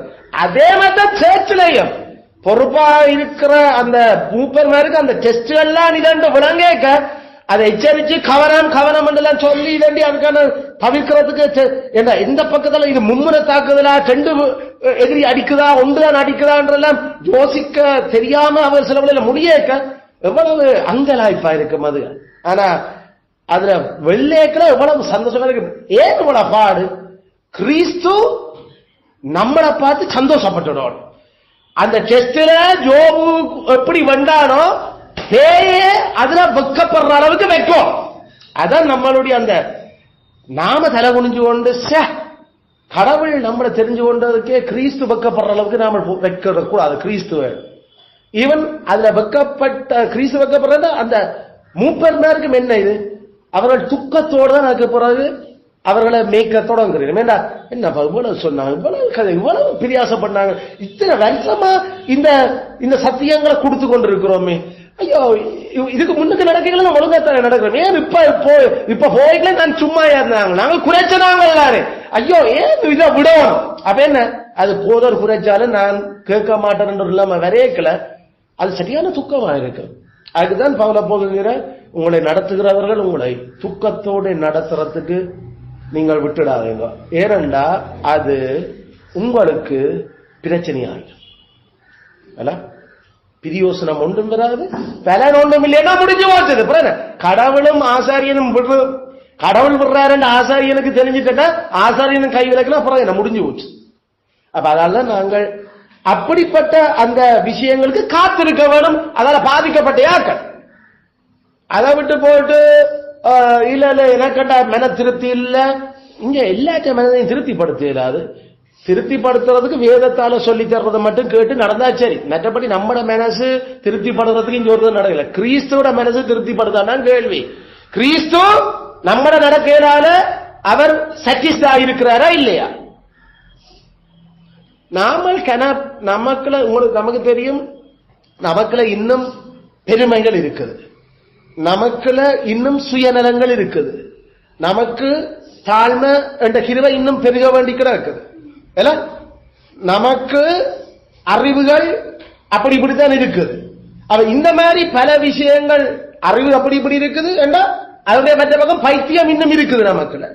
இப்படிப்பட்ட ஒரு ஆட்களாக நாம் இருக்கல. எனக்கு திருப்தி வரையலேன்னு ஒரு ஆள் சொல்லுறாருண்டா அது ஒரு கதையே இல்லை. எங்களுக்கு உண்ட சுயநலத்தால உனக்கு திருப்தி வரையிலையா? உண்ட பெருமையால உனக்கு திருப்தி வரையிலையா? நீ தாழ்ந்து போக மாட்ட, தாழ்மை காட்ட மாட்ட, கிருபை இல்லாதால பெருமையா நீ திருப்தி இல்லையா? இல்லாட்டி விளங்கிக் கொள்ளாதால உனக்கு திருப்தி இல்லையா? அல்லது இந்த பைத்தியத்தால உனக்கு திருப்தி இல்லையா? அதனால அவங்க எழுதி வச்சிருக்கிறாங்க, உனக்கு திருப்தி இல்லாட்டியும் சத்தம் போடாம சேர்ச்சில இது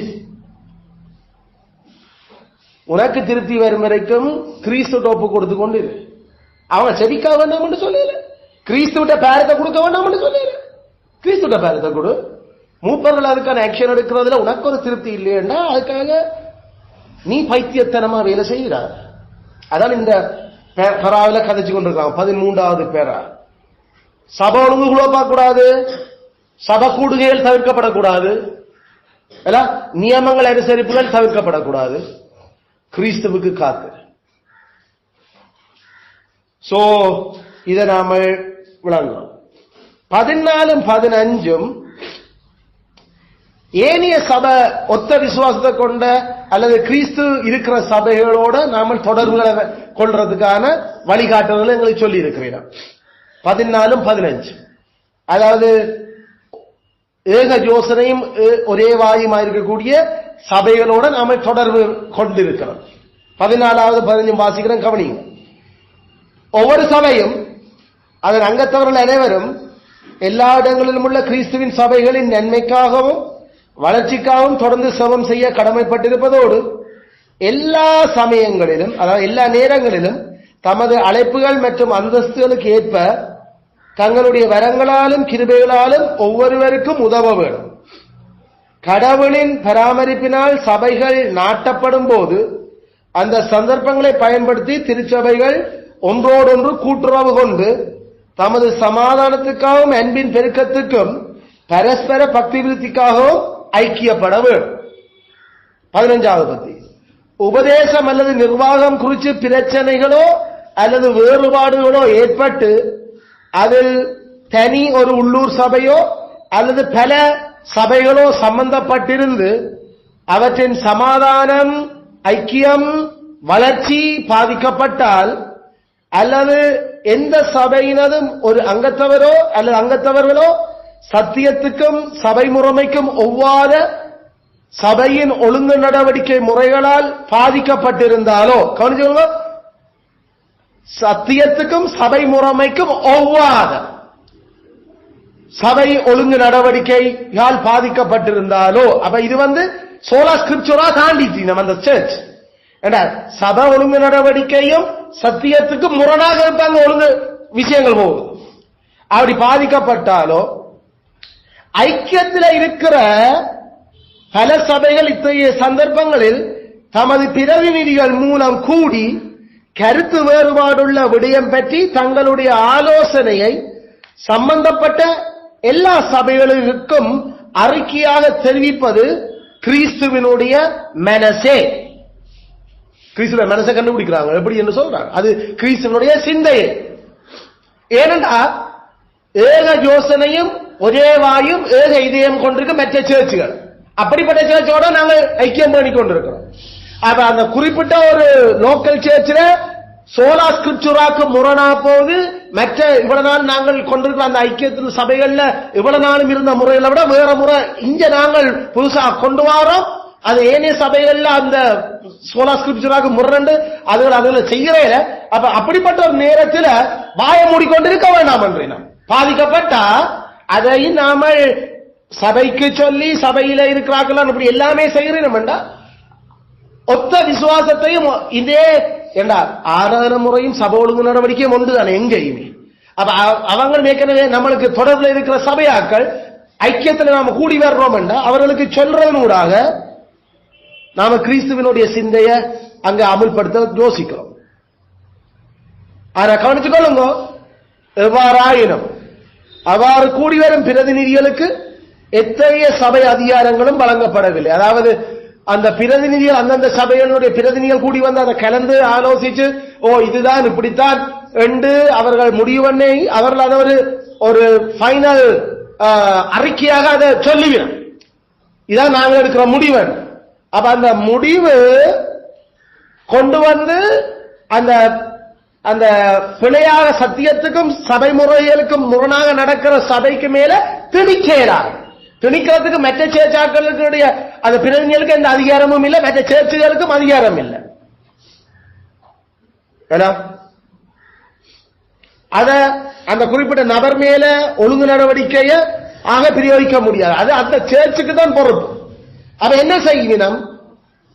கூடி வந்து அவங்க அறிக்கை சொல்லிட்டு இதான் பைபிளுக்கு உண்மையா இருக்குது, இதான் முடிவாக நாங்கள் விளங்குறோம், இது பரிசுத்த ஆவிக்கும் எங்களுக்கும் ஏற்றதாக கண்டது, இதை நாங்கள் உங்களுக்கு அறிவிக்கிறோம், இனி சபையாக்கள் நீங்க முடிவு பண்ணிக்கொள்ளுங்க. என்ன முடிவு? இவ்வளவும் சொன்ன பிறகும் அவங்க இவ்வளவு ஆலோசனையை சொல்லின பிறகும் வேதப்படி நீங்கள் விலகி இருக்கிறீர்கள் என்று சொன்ன பிறகும் அந்த சபையில பெருவாரியானவர்கள் இல்ல நாங்கள் இந்த முரணாகத்தான் நீ நடக்க போறோம் என்ற ஒரு முடிவெடுக்க வழி கிடைக்கல. நமக்கு நாமளே என்ன செய்ய போறோம்? சரியா நடக்கிறையாக்கள், அது அடையாளம் கண்டையாக்கள். இவ்வளவு பல ஆலோசனைக்காரன் தான் சுகம் உண்டாகும் என்று பைபிள் சொல்லுது. எத்தனை ஆலோசனைக்காரர் வந்து பல சபைகள்ல இருந்த ஒரே சிந்தையும் ஒரே யோசனையும் ஒரே விசுவாசம் கொண்டிருந்த அவங்களும் பைபிள் படி இதான் சொல்லிட்டாங்க. இதுக்கு பிறகு நீங்கள் நடக்க மாட்டீங்கன்னா அப்புறம் என்ன? அப்ப நான் இங்க செய்யறேன். அப்ப கிறிஸ்து உங்களை விட்டு விட்ட நீங்கள் கிறிஸ்துவோட இல்ல.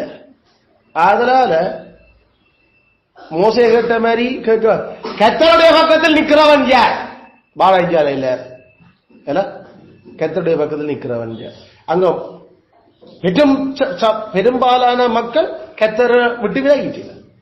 அவன் மோசே வந்து கேட்டது கர்த்தருடைய பக்கத்துக்குள்ள நிக்கிறவன. சரி, அப்ப கர்த்தருடைய பக்கத்தில் நிக்கிறவன் சொன்னா சரி, அப்புறம் இங்க கர்த்தர் இல்லைன்னு தெரியுது எல்லாம். ஒன்றில் இவர்கள் பற்றியாக்கள், ஒன்றில் இந்த சபையில் இருந்து அவர்கள் போகணும், இல்லாட்டி நாமல் போவோம். நமக்கு தானே மற்ற ஒத்த சிந்தை உள்ள சபைகள் இருக்கு, அதுல நாமல் அவரோட சேர்ந்து கடவுளை கெட்ட பக்கம் இல்லாதவங்களோட நாமளே நிக்க வேணும். ஏண்டா எல்லாரும் கூடி பல சபைகள் மெய்ச்சான சபைகள் கூடி இவ்வளவு ஆலோசனை சொன்ன அப்புறம் கேட்க மாட்டோம். அவங்க போர்ஸ் பண்ணேன் அதை செய்ய, ஆனா தங்களுடைய ஆலோசனை சொல்லியாச்சல்லும். அவன் நாம அது ஆலோசனை தானே, அதனாலதான் நாங்கள் அமல்படுத்தினா பைபிள் என்ன சொல்லுது? நீங்கள் என்னுடைய ஆலோசனையை தள்ளிவிட்டீர்கள். ஆலோசனை என்று வந்தாலும் அது வேதபூர்வமா இருக்கிறபடியால தான் ஆலோசனை. பவுலப்போ சொன்ன நான் இது கட்டளையாக சொல்லாமல் இதே என்னுடைய ஆலோசனையை தான் சொல்றேன். அதுக்காக நினைச்சிடாதீங்கோ அது பின்பற்ற தேவையில்லை என்று. என்னிலும் தேவனுடைய ஆவி உண்டு நான் நினைக்கிறேன். அவன் ஆலோசனைக்கும் கட்டளைக்கும் ஒரு வித்தியாசம் இருக்கு. நாம விசக்கதை கலைச்சிடக்கூடாது பேசிக்கா. ஏண்டா கட்டளை என்று நாம கேட்கல, வேதத்திலிருந்து நேரடியாக அதை கொண்டு வரக்கூடிய விஷயம் சரி, அதுக்கு அப்புறம் ஒரு கதைக்கவே தேவையில்லை. ஆனா இந்த விஷயங்கள் சிலர்கள் வேதத்திலிருந்து நாம டிரைவேட்டிவா எடுக்க போறோம். ஆனா அதுவும் அங்க ஆலோசனை, அதை நாம சொல்ல நேரடிய கட்டளையில அது வந்து நாங்க எடுக்கிற விஷயம். அப்ப அதை அது ஆலோசனை என்ற கொண்டு வந்தாலும் நீ என்னுடைய ஆலோசனையை தள்ளி விட்ட, நீ என்ற ஆலோசனையை ஏற்க மாட்டேன், ஆலோசனை இல்லாதால சீர்கட்டு போற, ஆலோசனைய கேட்கிறகாக ஞானிகளிடத்துலதான் ஆலோசனை தெய்வ பக்தியான இவ்வளவு சபைகளும் பிரதிகள் கூடி இவ்வளவு ஒரு வேதபூர்வமா சொன்ன பிறகு கேட்க மாட்டேன், ஆற்ற ஆலோசனையை தள்ளுற நீ. அதனால இதோட முடிஞ்சது கதவோ. ஏன்னா இனிமேல் அந்த சபைகள் இவங்களோட ஐக்கியம் வைக்காதெல்லாம். ஏன் நீங்களுடைய சத்தியத்துக்கும் ஏற்றுக்கொண்ட சபை முறைக்கு போறா போய் கொண்டிருக்கிறீர்கள். அதான் இந்த பாயிண்ட். சத்தியத்துக்கும் சபை முறைமைக்கும் ஒவ்வாத நடவடிக்கைகள். சத்தியத்துக்கு முரணா போயிட்டேன். சத்தியத்துக்கு முரணா போன ஆட்களோட எங்களுக்கு என்ன ஐயா பிறகு ஒரு தொடர்பும் கதையும் பேச்சும். சத்தியத்துக்கு முரணா போக போக அப்புறம் கிறிஸ்து அங்க இல்ல. கிறிஸ்து இல்லாத இடத்துல நாங்களே, அவர் எங்க இருக்காரோ நாமள் அங்க இருப்போம். அவர் யாரோட இருப்பார்? அவற்ற வார்த்தையை கேட்டு அதுக்கு நடுங்கிறவன் அவர் இருப்பார். கடவுளுடைய வசனத்தை கேட்டு அதுக்கு நடுங்கிறவங்களோட. இது கடவுளோட வசனத்தை கேட்டு ஆலோசனைன்னு சொல்லி கடைசியில் நீ இந்த ஆலோசனையை தள்ளி விட்டாண்டு கடவுளை சொல்ற அளவுக்கு நாமல் அந்த சபை இருக்குமெண்டா புறத்து கிறிஸ்து அங்க இருக்கிற. அதனால மற்ற சர்ச்சஸுக்கு போர்ஸ் பண்ண அதிகாரம் இல்லத்தான். ஆனா அந்த சபையில இருக்கிற தெய்வ பக்தியான அங்கத்தவர்களுக்கு அதிகாரம் இருக்கு. என்ன அதிகாரம்? கிறிஸ்துவனுடைய சிந்தைக்கு கீழ்படுகிறோமா இல்லையா? இல்லாட்டி கத்தட்ட பக்கத்துல நிக்கிறவன் யார் ஐயா? இங்க வாழெடுத்து வெட்டேலாது. என்னடா இது அரசாங்கம் இல்ல, இது சபை. அதுல சபை, அதுல இருந்து நாம ஆண்ட சொன்ன மாதிரி அந்த வேசி மார்க்கத்தார் நடுவில் இருந்து பிரிந்து போங்கள் என்று நான் உங்களுக்கு சொல்லுறேன். அவர்களோடு கலவாதிருங்கள். இருளுக்கு மொழிக்கும் என்ன சம்பந்தம் அதுக்கு பிறகு இருக்கிறேன்?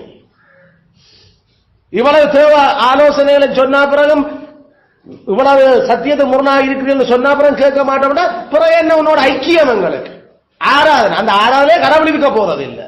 இப்ப என்ன உன்னோட சேர்ந்து நான் ஆராதனை இங்க. அதனால அவர்கள் நடுவிலிருந்து பிரிந்து போங்கள், அப்பொழுது நான் உங்கள் தேவனாயிருப்பேன், நீங்கள் என்னுடைய பிள்ளைகளா மகன்மாராயிருப்பேன். கர்த்தர் எங்கட தேவனாய் இருக்கணும்டா வேதபூர்வமான ஆலோசனை சொல்லியும் கேட்காத யாக்களை விட்டு பிரியத்தான் வேதம் கதைக்கு தவிர அல்ல. இது ஒரு ஆள் 2 பேர் எடுத்த முடிவு இல்ல. இது பல சபைகள்ல தேவபக்தியான வேதத்துக்கு நடுங்கிற மக்களுடைய பிரதிநிதி, அவங்களும் வேற சபையில மேய்க்கிற யாக்கள்.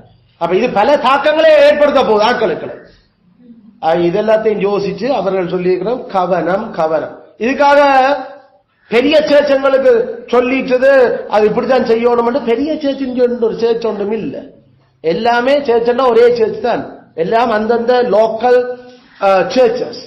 அதனால பெரிய பாஸ்டரங்களுக்கு சொல்ல, அந்த பெரிய பாஸ்டர் சின்ன பாஸ்டர் கதையும் செய்யல. சேர்ச்சில் எல்லா மூப்பர்களும் சமனானவர்கள். அந்த மூப்பர்களுக்குள்ள இரவாத்த பணியில பாடுபடுறையாக்களுக்கு சம்பளமும் அவர்களுக்கு கொடுக்க வேண்டிய அந்த கிணத்துல இருந்தா கிணமன்றது சம்பளத்தை அது கூட தவிர மற்றபடி பெரிய பாஸ்டர் சின்ன பாஸ்டர் கதை எல்லாம் இல்லை. அதெல்லாம் பைபிள் தெரியாத போலி சபைகள் அப்படி செய்து கொண்டிருக்கு. கிளச்சபை, நாங்கள் ஒரு கிளை சபை சபை நாட்டத்தான் சொல்ல, உனக்கு கிளை சபை அமைக்க சொல்லல பைபிள்ல. பவுலப்போஸ்தலன் அந்தியோக்கியால இருந்து வழிகிட்டு போய் அந்தியோக்கியா தான் உங்களுக்கு தாய் சபை.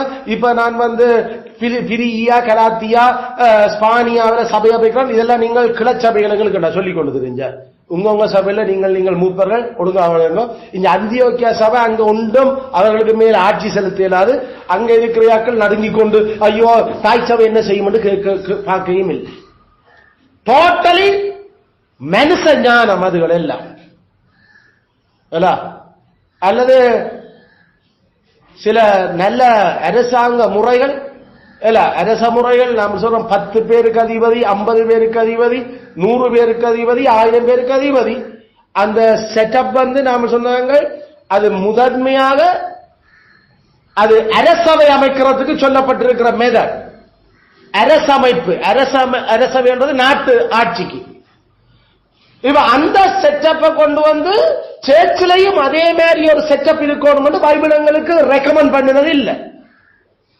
ஆனா எங்களுடைய முற்பிதாக்கள் சில பேர் அதை விரும்பி இருக்குன்னா அதுக்கான நல்ல காரணங்கள் இருந்திருக்கலாம், நல்ல காரணங்கள் இருந்திருக்கலாம். ஆனா அது சோலா ஸ்கிரிப்சூராவான் கேள்வி. பல நல்ல காரணம் இருந்திருக்கலாம், ஆனா அது வேதம் சொல்லுற ஆட்சி முறையாண்டான் கேள்வி. வேதம் சொல்ற ஆட்சி முறை அந்தந்த கடவுளுடைய வரமளிக்கப்பட்டு பரிசுத்தாவியால் நிரப்பப்பட்டு மக்களால் அடையாளம் காணப்பட்டு தெரிவு செய்யப்பட்டு நியமிக்கப்பட்டிருக்கிற மூப்பர்களையும் அவர்களால் ஆளப்படுகிற குடும்பங்களையும் கொண்டிருக்கிற இருந்தா அது ஒரு முடிச்சவன். இதுக்கு மிஞ்சி மேல எங்களுக்கு மேல கொஞ்சம் ஒரு டீம் இருக்குது, அவர்கள் என்ன சொல்ற முடிவை நாங்கள் எதிர்பார்த்து கொண்டு அது இங்கே இருக்குது. அது எங்கட சேர்ச்சில இல்ல, எங்கட சேர்ச்சிலும் பொறுப்பான ஒரு சேர்ச்சி. அப்படி ஒரு சேர்ச்சி பைபிள்ல இல்ல, அப்படி ஒரு சேர்ச்சி பைபிள்ல இல்ல.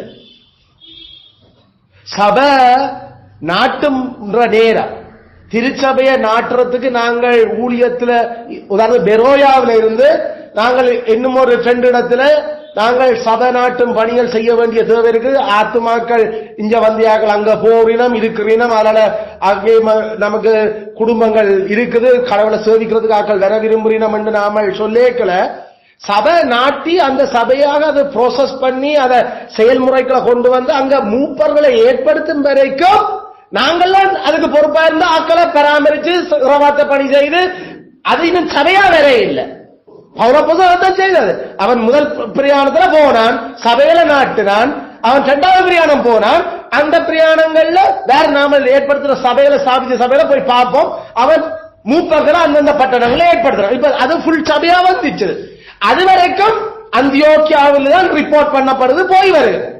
காணிக்கைகள் தகவாங்க அங்க வேலை செய்கிற ஊழியக்காரனுக்கு பகிர்ந்து கொடுப்படுறது இங்க இருந்துதான். சபை நாட்டும் வரைக்கும் சபையாய்க்குதா என்றால் தெரிவு செய்யப்பட்ட மூப்பர்களும் அங்க அடுத்தது மக்கள் இருக்கிறீனமா, அதுக்கு பிறகு அந்தியோக்கிய சபை கை எடுத்துருவோம், எடுத்துச்சு. அதுக்கு பிறகு பவுல் சொல்லல என்ன தாய் சபைக்கு நீங்கள் கீழ்படிய பெரிய பாஸ்டர் நான். அவன் போய் எபேசு சபையின் மூப்பர்களை வரவழைத்தான். வரவழைச்சோன்னா ஐயா வந்து நட்டன எல்லாம் செய்தாங்க, நீர் பாய்ச்சினாங்க, எல்லாம் செய்தது. பரிசுத்தாவிகள் உங்களோட கையில வந்திருக்கிற இந்த ஆடுகளை கவனமா நடத்துங்க. இல்ல நாங்கள் எவ்வளவு பிரியாசப்பட்டு அதை உங்களுக்கு கட்டி முடிச்ச நாங்கள் அந்த இதை கொண்டு போங்க சத்தியத்தை தொடர்ந்து. இத உடன் ஊழியக்காரனத்தை அவன் தெரிவிச்சான்.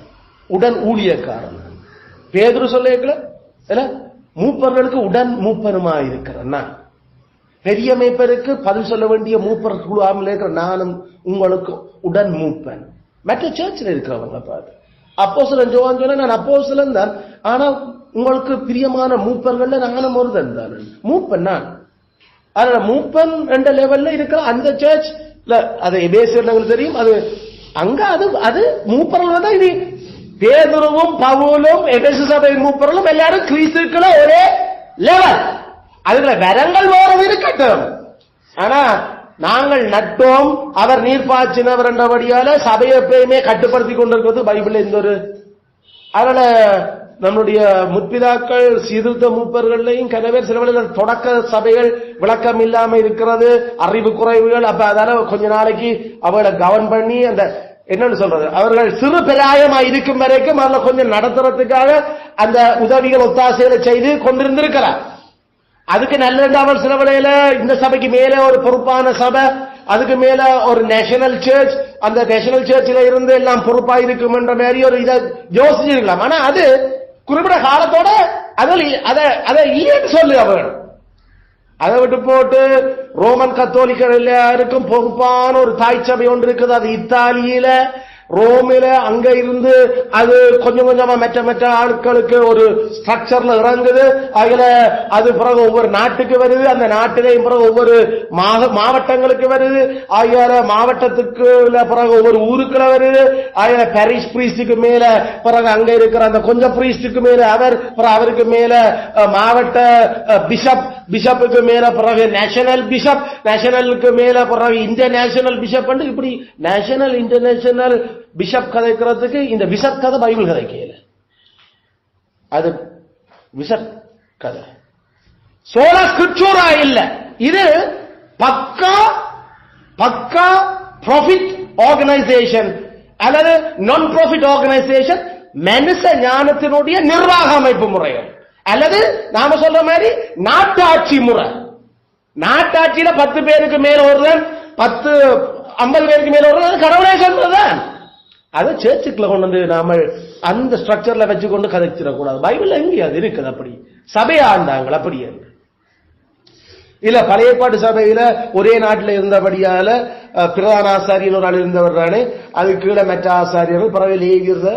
சரி, அவங்களுக்கு ஒரே ஒரு சர்ச் தானே இருந்தது. அவங்களுக்குள்ள ஒவ்வொரு கோத்திரத்திலையும் பொறுப்பான ஒரு ஆசாரியன், அந்த ஆசாரியனுக்கு கீழே கொஞ்சம் பேர், அவருக்கு கீழே கொஞ்சம் பேர், அப்புறம் ஒவ்வொரு ஊருக்குள்ள ஜபாலயங்களுக்கு பொறுப்பா இருந்தா இந்த ஜபாலயம் ஏதாவது கொண்டு அப்படி என்ன எல்லாட்டும் ஒரே பைபிளா இருந்தது. எல்லாரும் அந்தந்த இதுல ஒரே சர்ச், எல்லாரும் அந்த வழிக்கிட்டு போகணும், எருசலேமுக்கு தான் போகணும் சர்ச்சுக்கு. ஞாயிற்றுக்கிழமை மட்டும் அந்தந்த லோக்கல் ஒரு 10 குடும்பம் 50 குடும்பம் 20 குடும்பம் தான் நீங்கள் ஒரு ஜப ஆலயம் ஒரு வச்சு சினாகோக் உண்டு. ஆனா பண்டிகை எல்லாம் அந்த நாட்டு அழிக்கப்பட்ட பிறகு இப்ப எந்த ஒரு நாட்டிலையும் அப்படி ஒரே சேர்ச்சும் ஒரே இதுவும் கத்தர் அமைக்க இல்லை, அவர்கிட்ட யோசனையும் இல்லை. அந்தந்த எந்தெந்த இனமிடத்தில் வேதம் போச்சதோ அந்தந்த இனத்தில அவர்கள் கூடி அது 2-3 குடும்பம் என்ன நாமத்தால ஒன்று கூடினா நான் அவர்கள் நடுவில் இருப்பேன். அதனால அந்த 2-3 குடும்பம் கூடினது அல்லது 10 குடும்பம் கூடின பிறகு இவர்களுக்கு மேல ஒரு பொறுப்பான இன்னும் ஒரு சர்ச் இருந்து கவர்ன் பண்ணுது. அதுக்கு மேல என்னொன்று இருக்குது, அது எல்லாத்துக்கும் செய்து எங்களுக்கு மேல ஒரு பெரிய ஆள் இருக்கிறது. கிறிஸ்து அங்க அதை சொல்லி இருக்கிறாரப்பா இல்ல, அதனால அது இல்ல. அதனால பிரஸ்பிட்டர்ஸ் என்று நாம சொல்றது மூப்பரை தான். பிரஸ்பிட்டேரியன் என்று நாம சொல்றது மூப்பரை தான். பிரஸ்பிட்டர் பிஷப் என்று சொல்றது மூப்பரை தான். பிஷப் பிரஸ்பிட்டர் ரெண்டுமே அந்த அந்த கிரீக் வேர்ட். அது நாம கதைக்கிற மூப்பருக்கு பிறகு ஜாழ் மறை மாவட்ட ஆயர், அவருக்கு இங்கிலீஷ்ல பிஷப். அப்ப மற்ற ஆடு மேய்க்கிறவன் எல்லாம் பிஷப் இல்லாம வேற இல்லை. இல்ல அது நாங்கள் இன்னொரு கொஞ்சம் கீழ் மட்டத்துல ஒரு பிரதரா அவரை வச்சிருக்கிறோம். எங்கடா பைபிள் இருக்கு பிரதர்? சபையை நடத்தணும், அவன் மூப்பனா இருக்கணும், அவ்வளவுதான். அப்ப இங்க இருக்கிற பங்கு சுவாமி அவர், அவருக்கு மேல இவர், இவருக்கு மேலே அவர், அவருக்கு மேல அவர், அவருக்கு மேல போ. இப்படி ஒரு ஹயரார்கிக்கல் லெவல் பைபிள்ல இல்ல. இதே மாதிரி இவர் பிஷப் பண்றோம், ரோமன் கத்தோலிக்கம் அல்லது ஆங்கிலிக்கன் அல்லது சிஎஸ்ஐ அல்லது அமெரிக்கன் மிஷன், இந்த பிஷப் கதை கதைச்சு கொண்டிருப்பினோம். அதுக்குள்ள சின்ன சின்ன ஆகலாம் வச்சுக்கொண்டு இதான் அந்த ஸ்ட்ரக்சர். பைபிள்ல கிறிஸ்துவனுடைய சோலா ஸ்கிரிப்சர் அது இல்ல. மற்ற பக்கம் நம்மளுடைய பிரஸ்பிட்டேரியன் ரிஃபார்ம்ட் ஆக்கல்ல சில பேர், பல பேர் அவர்களும் இப்படித்தான் ஆக்க வழிகிட்டு இருக்கிறேன். பெரிய ஒரு ஒரு குழு, அதுக்கு இரண்டாவது குழு, அதுக்கு அடுத்த கடைசி குழு. நாம இப்ப சொல்லுவோம் இல்ல, மத்திய குழு கூடினது, அது செனட் கூடினது, பிறகு அதுக்கு அவருடைய லோக்கல் கமிட்டி கூடினது, பிறகு அதுக்கு அவர சபையில இருக்க சின்ன கமிட்டி. அப்ப சபை கமிட்டி, பிறகு அந்த டிஸ்ட்ரிக்ட் கமிட்டி, பிறகு நேஷனல் கமிட்டி. இப்ப என்ன நேஷனல் கமிட்டி டிஸ்ட்ரிக்ட் கமிட்டியையும் அடுத்தது அந்த ஊர்ல இருக்கிற சர்ச் கமிட்டியையும் கவர்ன் பண்ண, அந்த ஊர்ல இருக்கிற கமிட்டிய அவருடைய டிஸ்ட்ரிக்ட் கமிட்டி கவர்ன் பண்ண, அவங்க பிரஸ்பிட்டர்ஸ் ஆனா. கேள்வி பைபிள்ல யாரு யாரா இப்படி எந்த சர்ச் ஆண்டது இங்க இருக்கு ஒன்றும். அதனால பிரஸ்பிட்டேரியன் என்று பொதுவா அழைக்கிற அந்த சொல்லி இதைத்தான் சொல்லுது. நேஷனல் சினாட், அதாவது தேசிய ஆயர் குழு, பிறகு மாவட்ட ஆயர் குழு, பிறகு அந்த ஊர் அல்லது பட்டண ஆயர் குழு, பட்டணத்துக்கு அந்த ஊர்ல இருக்கிற ஆயர். அப்ப ஊர்ல இருக்கிற ஆயர் பட்டணம், பட்டணத்தில் இருக்கிற ஆயர் மாவட்டம், மாவட்டத்தில் இருக்கிற தேசியம். இதை தாண்டி இந்த தேசிய ரீதியில் இருக்கிற ஆயர் குழுக்கள் அவர்கள் பல தேசியங்கள் அவன் ஒரு குழு வச்சிருப்பினான். அப்ப சிங்கப்பூர்ல இருக்கிறவனும், இலங்கையில இருக்கிறவனும், ஸ்காட்லாந்துல இருக்கிறவனும், ஆஸ்திரேலியால இருக்கிறவனும் அவங்க நேஷனல் இன்டர்நேஷனல் கமிட்டி செனட். அங்க இருந்து வருஷந்தோறும் எடுக்கிற முடிவுகள் எல்லாரையும் கட்டுப்படுத்துது. இந்த மெத்தட்ல பைபிள்ல எங்க இப்படி சபைகளை கட்டுப்படுத்தின ஆட்சி முறை இருந்தது. அதுல எங்களுடைய விசுவாசம், எங்களுடைய முற்பிதாக்கள் சொன்னாங்க அப்படி. அவங்க சொன்னாங்க தெளிவு, தாங்கள் அப்படி ஒத்த சிந்தை உள்ள சபைகள் என்று நாம ஒரு நோக்கத்துக்காக அதை கூட்டேக்க, அப்படி பல சபைகளை அந்த பிரதிநிதிகளை அந்த நோக்கம் பற்றி எழுதப்பட்டிருக்கிற முடிவை தெரிவிக்கலாம். ஆனால் அமுல்படுத்த கேட்கிற அதிகாரம் அவளுக்கு இல்லை. அந்த நோக்கத்துக்காக கூடனா அதோட முடிஞ்சு போச்சு. இல்ல நாங்கள் ஸ்டாண்டிங் கமிட்டியாய் அமைச்சிருக்கிறோம், அதாவது நிலையான கட்டளை குழு. அப்ப முந்தி சேர்ந்த அந்த குழு அப்படியே மெயின்டைன் பண்ணும். ஒரு நோக்கத்துக்கு அதை கூப்பிட்ட நீ அந்த நோக்கம் முடிஞ்சா அதோட அது குழுவும் இல்ல ஒன்றும் இல்ல போ. பைபிள்ல அப்படி சபைக்கு சபையோ சேர்ந்து ஒரு குழு தொடர்ந்து இருக்கணும் பைபிள்ல கிறிஸ்து எங்க எழுதி தந்திருக்கா கட்டளை விதிகள் இல்லையல்ல. ஆனா பிரஸ்பிட்டேரியனிசத்துல அது அப்படியே இருக்குது. ஆங்கிலிக்கன் எபிஸ்கோப்பலியன் நாம சொல்லுவோம், ஆங்கிலிக்கன் எபிஸ்கோப்பலியன்ஸ் அது அப்படியே இருக்குது. எபிஸ்கோப்பல்ஸ் இங்கால பிஷப்போரிக், அதாவது போப்பிஸ்ட் அது அப்படியே இன்னொரு ஸ்ட்ரக்சர்ல வருது. பைபிள் அப்படி ஒரு ஸ்ட்ரக்சர். இது பெண்டிகாஸ்ட் கரிஸ்மேட்டிக்ல தாய்ச்சபை கிளச்சபை எழுதுறாங்க. மெத்தடிஸ்ட் எல்லாமே எபிஸ்கோப்பல் ஸ்டைல். அவருடைய நேஷனல் செனட், அப்புறம் இந்த செனட். இந்த கீழே இருந்து எடுக்கிறவங்க சும்மா டம்மி பீஸ், அவ மேல இருந்து கொடுத்தா சரி, இவரோட எல்லாம் முடிஞ்சு போச்சு. என்ன இதெல்லாம் கர்த்தர் கொடுக்காத சிக்ஷை முறைகள். டிசிப்ளின் எடுக்கிறதுக்கு சபைக்கு மேல் அதிகாரம் கிறிஸ்து கொடுக்கல இதுகள் எல்லாம். இப்படி இருந்தா தான் ஒரு நிர்வாகம் நடத்தலாம். உண்மையா கிறிஸ்துவோட பெருஞானிகளா இருப்பீர்கள். கிறிஸ்துவ சொல்லாத நீங்க செய்ய வலிக்கிறீர்கள். கிறிஸ்து சொன்னதுக்கு மிஞ்சி எவனாவது சபையை நடத்த கூட்டுனா, கிறிஸ்து சொன்னதுல இருந்து சபையை நடத்துறதுக்கு யாராவது குறைச்சா, கிறிஸ்து படு பயங்கரமா அதை தண்டிக்கிறார்.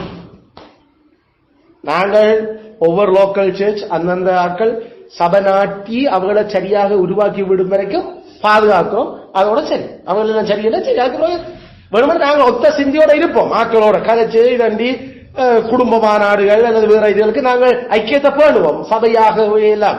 அப்படி இல்லையா, அந்த பிரச்சனைகள் ஏதாவது அதுக்காக ஆலோசனை வைக்கிறதுக்காக நாம தெரிவு செய்வோம். அது பிரச்சனை முடிஞ்சா முடிஞ்சு, அந்த குழுவும் இல்லை ஒன்றும் இல்லை. அதுக்கப்புறம் அது கலைக்கலாது. அந்த குழு கூடினாலும் அதை தெரிவிக்கலாம், அமல்படுத்துறதுக்கு கட்டாயப்படுத்தலாம். சோ இதற்காக நாங்கள் சபை ஆட்சியில படிக்கிறோம். சோ இதுல இப்ப ஒரு குழு கூடணும், ஒரு கூட்டம் கூடணும்னா கட்டாயம் என்ன செய்யப்பட வேணும், அது அறிவிக்கப்பட வேண்டும்.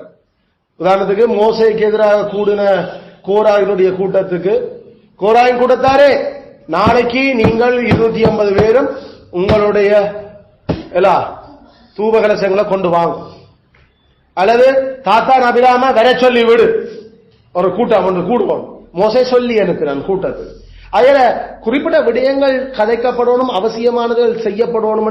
சில குறிப்பான கூட்டங்கள் எல்லாத்துக்கும் இல்ல. சேர்ச்சில பெல் போடணுமா, சேர்ச்சில கதிர வேண்டணுமான்றதுக்கெல்லாம் சபை கூட்டம் வச்சது இல்லை. அவங்க உபதேச பிரச்சனையா ஒரு ஆளை சபையில இருந்து நாம நீக்க போறோமா, அல்லது சபையால இன்னும் ஒரு இடத்துல ஒரு சபை நாட்டும் பணிக்காக அனுப்பி அதனுடைய ரிப்போர்ட்டுகள் என்ன நடக்குது ப்ரோக்ரஸ் கேட்க போறோமா, அதுகளுக்கு தான் சபை கூட்டம். அதான் பைபிள் எங்களுக்கு காட்டப்படுற சபை கூட்டங்கள். அதை விட மிஞ்சி நாம அதுக்கு ஒரு கூட்டம், இதுக்கு ஒரு கூட்டம், பெண்களுக்கு ஒரு கூட்டம், ஆண்களுக்கு ஒரு கூட்டம், சிறுவர்களுக்கு ஒரு கூட்டம், வாலிபருக்கு ஒரு கூட்டம், நாம மாதா மாதம் ஒரு கூட்டம், வருஷா வருஷம் ஒரு கூட்டம், அப்படி கூட்டுறதுக்கு எங்களுக்கு வேதத்தில் அது சொல்ல இல்லை. நாங்கள் குறிப்பிட்ட விஷயம் அறிக்கையில் தெரிவிக்கப்பட வேண்டிய ஒரு தேவைப்பாடு எழுப்பேக்க சொல்லி அனுப்புவோம். ஐயா இப்படி கூட்டம் ஒன்று நாம கூட வேண்டி இருக்குது, அதெல்லாம் வாங்கும், அவ்வளவுதான். அதை விட்டு போட்டு நாம ரெகுலரா கட்டாயம் இப்படியே கூட வேணும். கம்பெனி நடத்துறோமா இல்லாட்டி சபை நடத்துறோமா தெரிஞ்சா? கிறிஸ்து அப்படி வருஷா வருஷம் ஒரு கூட்டம் கூடன்னு சொல்லி எங்க சொல்லி இருக்கிறேன் இல்ல. தேவைப்பட்டா மாசம் மாசமும் கூட்டுவோம் அந்த பிரச்சனை தீரும் வரைக்கும், அல்லது கிழமை கிழமையும் கூட்டம் அந்த இஷ்யூ முடியும் வரைக்கும். மற்றபடி ரெகுலரா ஒரு கூட்டம், வருடாந்த பொதுக்கூட்டம் நடைபெறும். ஏன் வருடாந்த பொதுக்கூட்டம் நான் நடத்தணும், என்னத்துக்கு அவசியம்? பைபிள்ல வருடாந்த பொதுக்கூட்டம் செய்யறதுக்கு என்ன காரணத்தை நீ சொல்லுற எனக்கு? இல்ல இது சொன்னா நல்லா இருக்கும், அவன் ஒவ்வொரு வருஷமும் செய்யணுமா? அது நல்லதானே செய்த. கிறிஸ்து அதை பற்றி என்ன சொல்ற? நல்லதுண்டோ அல்லது கிறிஸ்துக்கே நீ ஆலோசனை கொடுக்க இப்படி வச்சா நல்லதுண்டு. அதெல்லாம் கவனம். நாம அதெல்லாம் விசுவாச அறிக்கையில அவங்க ஒண்ணுமே எழுதி அதுல பெற்று அவங்க வேலை கிளியர். ஆனா ஒரு கூட்டம் வைக்கலாம், வைக்க வேண்டிய தேவை இருக்கின்ற பைபிள் காட்டுது. இந்த அவங்க கூட்டம் கூட வேணும் என்று 15வது பேரா பிரதிநிதிகளால கூட்டத்தை கூட்டு. கூட்டம் கூட வேண்டிய விஷயங்கள் இருக்குது. அதுக்கு கூட்டம் வாங்க, அதுக்கு ஒரு டைம் கொடுக்கணும், வந்து போறதுக்கு டைம்கள் எல்லாருக்கும் வரக்கூடிய மாதிரி விஷயம் இருக்குமா? கூட்டம் ஒன்று வைக்க வேணும் என்று பைபிள் சொல்றதுக்கு கட்டாயம் கூட்டம் வைக்கத்தான் வேணும். அப்படி வைக்கிறதுக்கு அந்த இடர்பாடுகளை கவனத்தில் கொண்டு சரியான நேரங்கள் அமைச்சு வைக்கும். அதுக்கு முன்னறிவித்தல் கொடுக்கப்பட வேண்டும். முன்னறிவித்தல் கொடுத்து அந்த ஆக்கள் வந்து சேர்றதுக்கு டைம் கொடுக்காம நாங்க கூட்டம் சொன்னாங்க நீங்கள் வரையல. ஜோ கூட்டம் சொன்னா வந்து சேர்றதுக்கு டைம் கூட ஐயா. அது இன்றைக்கு காலமா நைட், நான் உதாரணத்துக்கு நைட் இன்றைக்கு வலிக்கிட்டு கொழும்பு போய் நிக்கிறேன். கொழும்பு போய்க்கிறேன். அப்ப இங்க ஒரு கூட்டம் ஒன்று நாளைக்கு தான் நான் போவோம். இன்றைக்கு நைட் படிக்கிற நாளைக்கு போறோம். அவ போய் இங்க இருந்து காலமா கோல் வருது. இன்றைக்கு பின்னேரம் ஒரு கூட்டம் இருக்குது, நீங்கள் கட்டாயம் நிக்கணுமா? நாங்கள் கூட்டம் ஆயுதம் ஜோ இன்றைக்கு பின்னையா நிக்கிறது. நான் வந்தது இன்றைக்கு காலம் நான் கொழும்புக்கு. அப்ப கொழும்புல நான் விஷயத்தை முடிச்சு போட்டு நான் இப்ப வலிக்கிட்டாலும் 9 மணிக்கு வலிக்கிட்டாலும் நான் இங்க வந்து சேரல இரவு 6 மணி ஆகும். பின்னே வந்த அலுவலை முடிக்கல. நீ கூட்டம்னா முதல்ல ஒரு ஒரு ஒரு யோசனை இல்லை. வந்து நேரம் இங்க நிப்போம், இங்க நடக்குது இந்த மாதிரி. அப்ப டைம்கள் சரியா பொருத்தமா இருக்குமா? அப்ப என்ன நாம ஆக்களுடைய விஷயங்களை யோசிச்சு சரி ஒரு 2 நாளைக்கு பிறகா அல்லது ஒரு 3 நாளைக்கு பிறகு எல்லாரும் ஓகே தானே கூட்டம் இந்த செய்ய. அப்ப அது நாம சொல்றோம் என்ன விவேகம். அந்த கடவுள சாயல படைக்கப்பட்டிருக்கிற நமக்கு அந்த விவேகம் கூட இல்லாம கொழும்புல இருந்து இன்றைக்கு நைட் வலிக்கிட்டு போய் கொழும்புல நிக்கிற எனக்கு கூட்டம் என்று சொல்லி சரியாரண்டு அல்லது ஒரு அங்கத்தவருக்கு நான் கால் பண்ணி இன்றைக்கு பின்னரம் கூட்டம் இருக்கு நாங்கள் ஆயத்தப்படுத்துவோம் நீங்கள் வேற ஐயோ ஐயோ பாஸ்டர் நான் வந்து கொழும்புல நிக்கிறேன் எனக்கு முதலே சொல்லியிருந்தா நான் ஜோசிப்பன் இது ஏற்கனவே பிளான் பண்ண அதெல்லாம் கதையில இன்றைக்கு வராட்டி இனிமேல் அதை பற்றி கதைக்க கூடாது. எப்படி அப்பா இருக்கு இது என்ன விவேகமா? இது விஷக்கூட்டமா? அவ நமக்கே இந்த விஷக்கூட்டங்களோட நாம் என்னத்துக்கு விஷரானா இருப்பேன். விஷயங்கள் இப்படி வாழ்க்கையில அனுபவிச்சிருக்கிறோம், அதால சொல்லுறோம். அதுல கூட்டம்டா வைக்காரத பைபிள் அனுமதிக்குது. அது என்னென்னத்துக்கு நோக்கங்களும் சொல்லி இருக்குது. அது அதுக்கான பொருத்தமான நேரம் காலம் முன்னறிவித்தெல்லாம் விடுவானவன் எல்லாரும் வந்து சேர்றது. அது மனுஷ விவேகம். நீங்கள் சாப்பிடுங்கள் என்ற ஆண்டவர் சொன்ன இதை வாங்கி புசிங்களா அவங்க வந்து நாய் கடிக்கிற மாதிரி எல்லாம் திண்டாங்க. அவங்க கையில வேண்டி அதை பாஸ் பண்ணி அதுல சாப்பிடுங்கள் அதுக்கு ஒரு முறை இருக்குது, அதுக்கு ஒரு ஒழுங்கு இருக்குது. அது அங்க ஏற்றுக்கொள்ளப்பட்டிருக்குது. அப்படித்தான் பிஹேவ் பண்ணணும். அதான் ஒரு முறை, அதான் விவாதம். கூட்டம் ஒன்று வைக்கிறோம் பைபிள் சொன்னபடி அந்த கூட்டம் இருக்குதுண்டா அதுக்கு நம்ம பிளான் பண்ணி சரியா செய்யணும். ஆனா அதுக்காக அது ஒவ்வொரு வருஷமும் ஒவ்வொரு மாசமும் நடைபெற வேண்டிய கூட்டமாண்டா பைபிள்ல அதுக்கு எங்களுக்கு அனுமதி தரப்படும். நாம இருக்கிற ஒவ்வொரு கிழமை நடக்கிற கூட்டம் என்ன? கர்த்தருடைய நாள் கூட்டம். அது ஆராதனை. ஒவ்வொரு கிழமை நடக்கிற கூட்டம். ஒவ்வொரு கிழமை நடக்கிற கூட்டம் 52 கிழமை நடக்கணும் என்று சொல்லி 2 நேரம் அந்த கூட்டம் நடக்கணும் காலமையும் மாலையும். இதை விட எங்களுக்கு விசேஷமாக ஏதாவது கூட்டங்கள் வரணும்டா அது ஒவ்வொரு வருஷமும் திருப்பி திருப்பி அதே டேட்டுக்கு வர்றது இல்ல. அப்படி ஒரு கூட்டம் ஆண்டவர்களை நியமிக்கல. பராமரிப்பில் அவர் சில நேரங்களுக்கு அதை நியமிச்சா அது செய்யப்பட்டே ஆகணும். அது உபவாச கூட்டம். கட்டாயம் இந்த டேட்ல உபவாசம் நமக்கு அப்படி ஒரு கூட்டம் ஆண்டவர் சொல்லவே இல்லை. ஆனா உபவாசம் பண்ணுறதை பற்றி எங்களை கதைக்கிறார். அவர் பராமரிப்பதை கதைக்கிறத பற்றி பேசுறதை பற்றி. அதனால அது அது எது எப்ப ஒவ்வொரு வருஷமும் அது மாறலாம். அது சில சபையா கூட வேண்டிய அவசியமும் இல்லாம இருக்கல. கட்டாயம் சபை கூடித்தான் உபவாசம் பண்ணணும் என்றது கட்டாயம் இல்லை. அது தேசிய ரீதியில அல்லது சபை ரீதியாக அந்த விஷயங்கள் உபவாசிக்க பண்ண வேண்டியதுக்கான கடவுளுடைய அடிகள் விளையக்கள கட்டாயம் சபை கூடியாகும். அது தேசிய ரீதியில கூடுறதா உபவாசம் மாசம் மாசமா உபவாசம் வைக்க வேண்டியும் அந்த பிரச்சனை முடியும் வரைக்கும். அது சபையில பிரச்சனை அது சீர்க்கப்படும் வரைக்கும் அது மாசம் மாசமா கிழமை உபவாசம் வைக்க வேண்டியும் வரும். உபவாசத்துக்காக இல்ல கூட்டம், அந்த பிரச்சனைக்காகத்தான் உபவாச கூட்டம். அதுல டேட் பிக்ஸ் பண்றது இல்ல.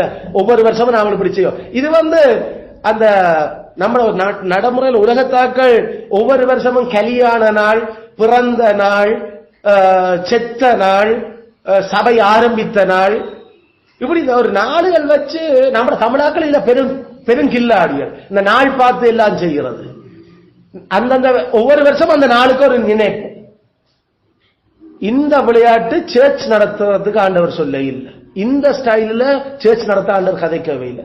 ஆண்டவர் ஒரே ஒரு நாளை தான் திருப்பி திருப்பி ஞாபகப்படுத்த சொன்னவர். அது கர்த்தருடைய நாள். அதை விட வருஷா வருஷம் மாசா மாசம் திருப்பி திருப்பி ஒரு நாள் அவர் நியமிக்கல நம்மளை ஞாபகப்படுத்த. சரியோ? சோ அத நான் பாஸ்டர் இறந்து போனார். பாஸ்டர் கர்த்தருக்குள் நித்திரடைந்தார். பாஸ்டர் கிட்டத்தில் இருந்தபடியே அப்ப ஒவ்வொரு வருஷமும் பாஸ்டருடைய நினைவாக ஒரு மதிய சாப்பாடு உங்களோட ஃபேமிலி நீங்கள் கொடுக்க போறீங்கன்னா நீங்கள் கூப்பிட்டு அதை கொடுத்து கொள்ளுங்க. அதுக்காக சேர்ச்சில் கூப்பிட்டு சேர்ச்சி ஆக்கள் செய்யணும் என்ற அவசியம் இல்லை. நமக்கு தெரியும் அவருக்காக நன்றி செலுத்துற ஆராதனை, அவர்களுக்கு நாம நன்றி நவிழல், அது அவர் மரிச்சு அல்லது அவர் மரிச்ச அந்த குறிப்பிட்ட கொஞ்ச நாட்களை அதை செய்து சபையாக நாம செய்ய எங்களுக்கு அதுக்கான செயலான பைபிள்ல இருக்குது. அதுக்காக வருஷம் அந்த நினைச்சு அதுக்காக சாப்பாடு கொடுக்கிற விளையாட்டு பைபிள்ல இல்ல. அதனால நாங்கள் சபை கட்டம் ஆட்சி அமைப்புல அப்படி செய்கிறீங்களா? இதெல்லாம் கவனிக்க வேண்டாமல. போக சில வேலையில ஏன் அவங்க எல்லாம் ஜோசி ஒவ்வொரு வருஷம் நினைவுறபடியே தானே அவங்க அதை செய்யறாங்க. அப்ப நாமளும் அப்படி ஏதாவது நினைவு செய்து கொண்டிருந்ததான் மக்களுக்கு அது அப்படியே நிலைச்சு நிற்கும். மக்களுக்குள்ள சபை எப்படி கட்டுறது கர்த்தர் சொல்லி இருக்கிறார். அதன்படி அவர் சொன்ன நாளை நினைச்சா காணும். நாமல் நினைச்சுதான் சபை கட்ட வலிக்கிட்டா கடைசியில மண்ணா போயிடும் இல்ல. அதனால மனுஷ யோசனை ஒரு நாளும் வேண்டாம். சோலா ஸ்கிரிப்சூரா, வேதம் மட்டுமே. கிறிஸ்துதாமே தொடர்ந்து எங்களோட மகிமைப்படுவார். ஆமென்.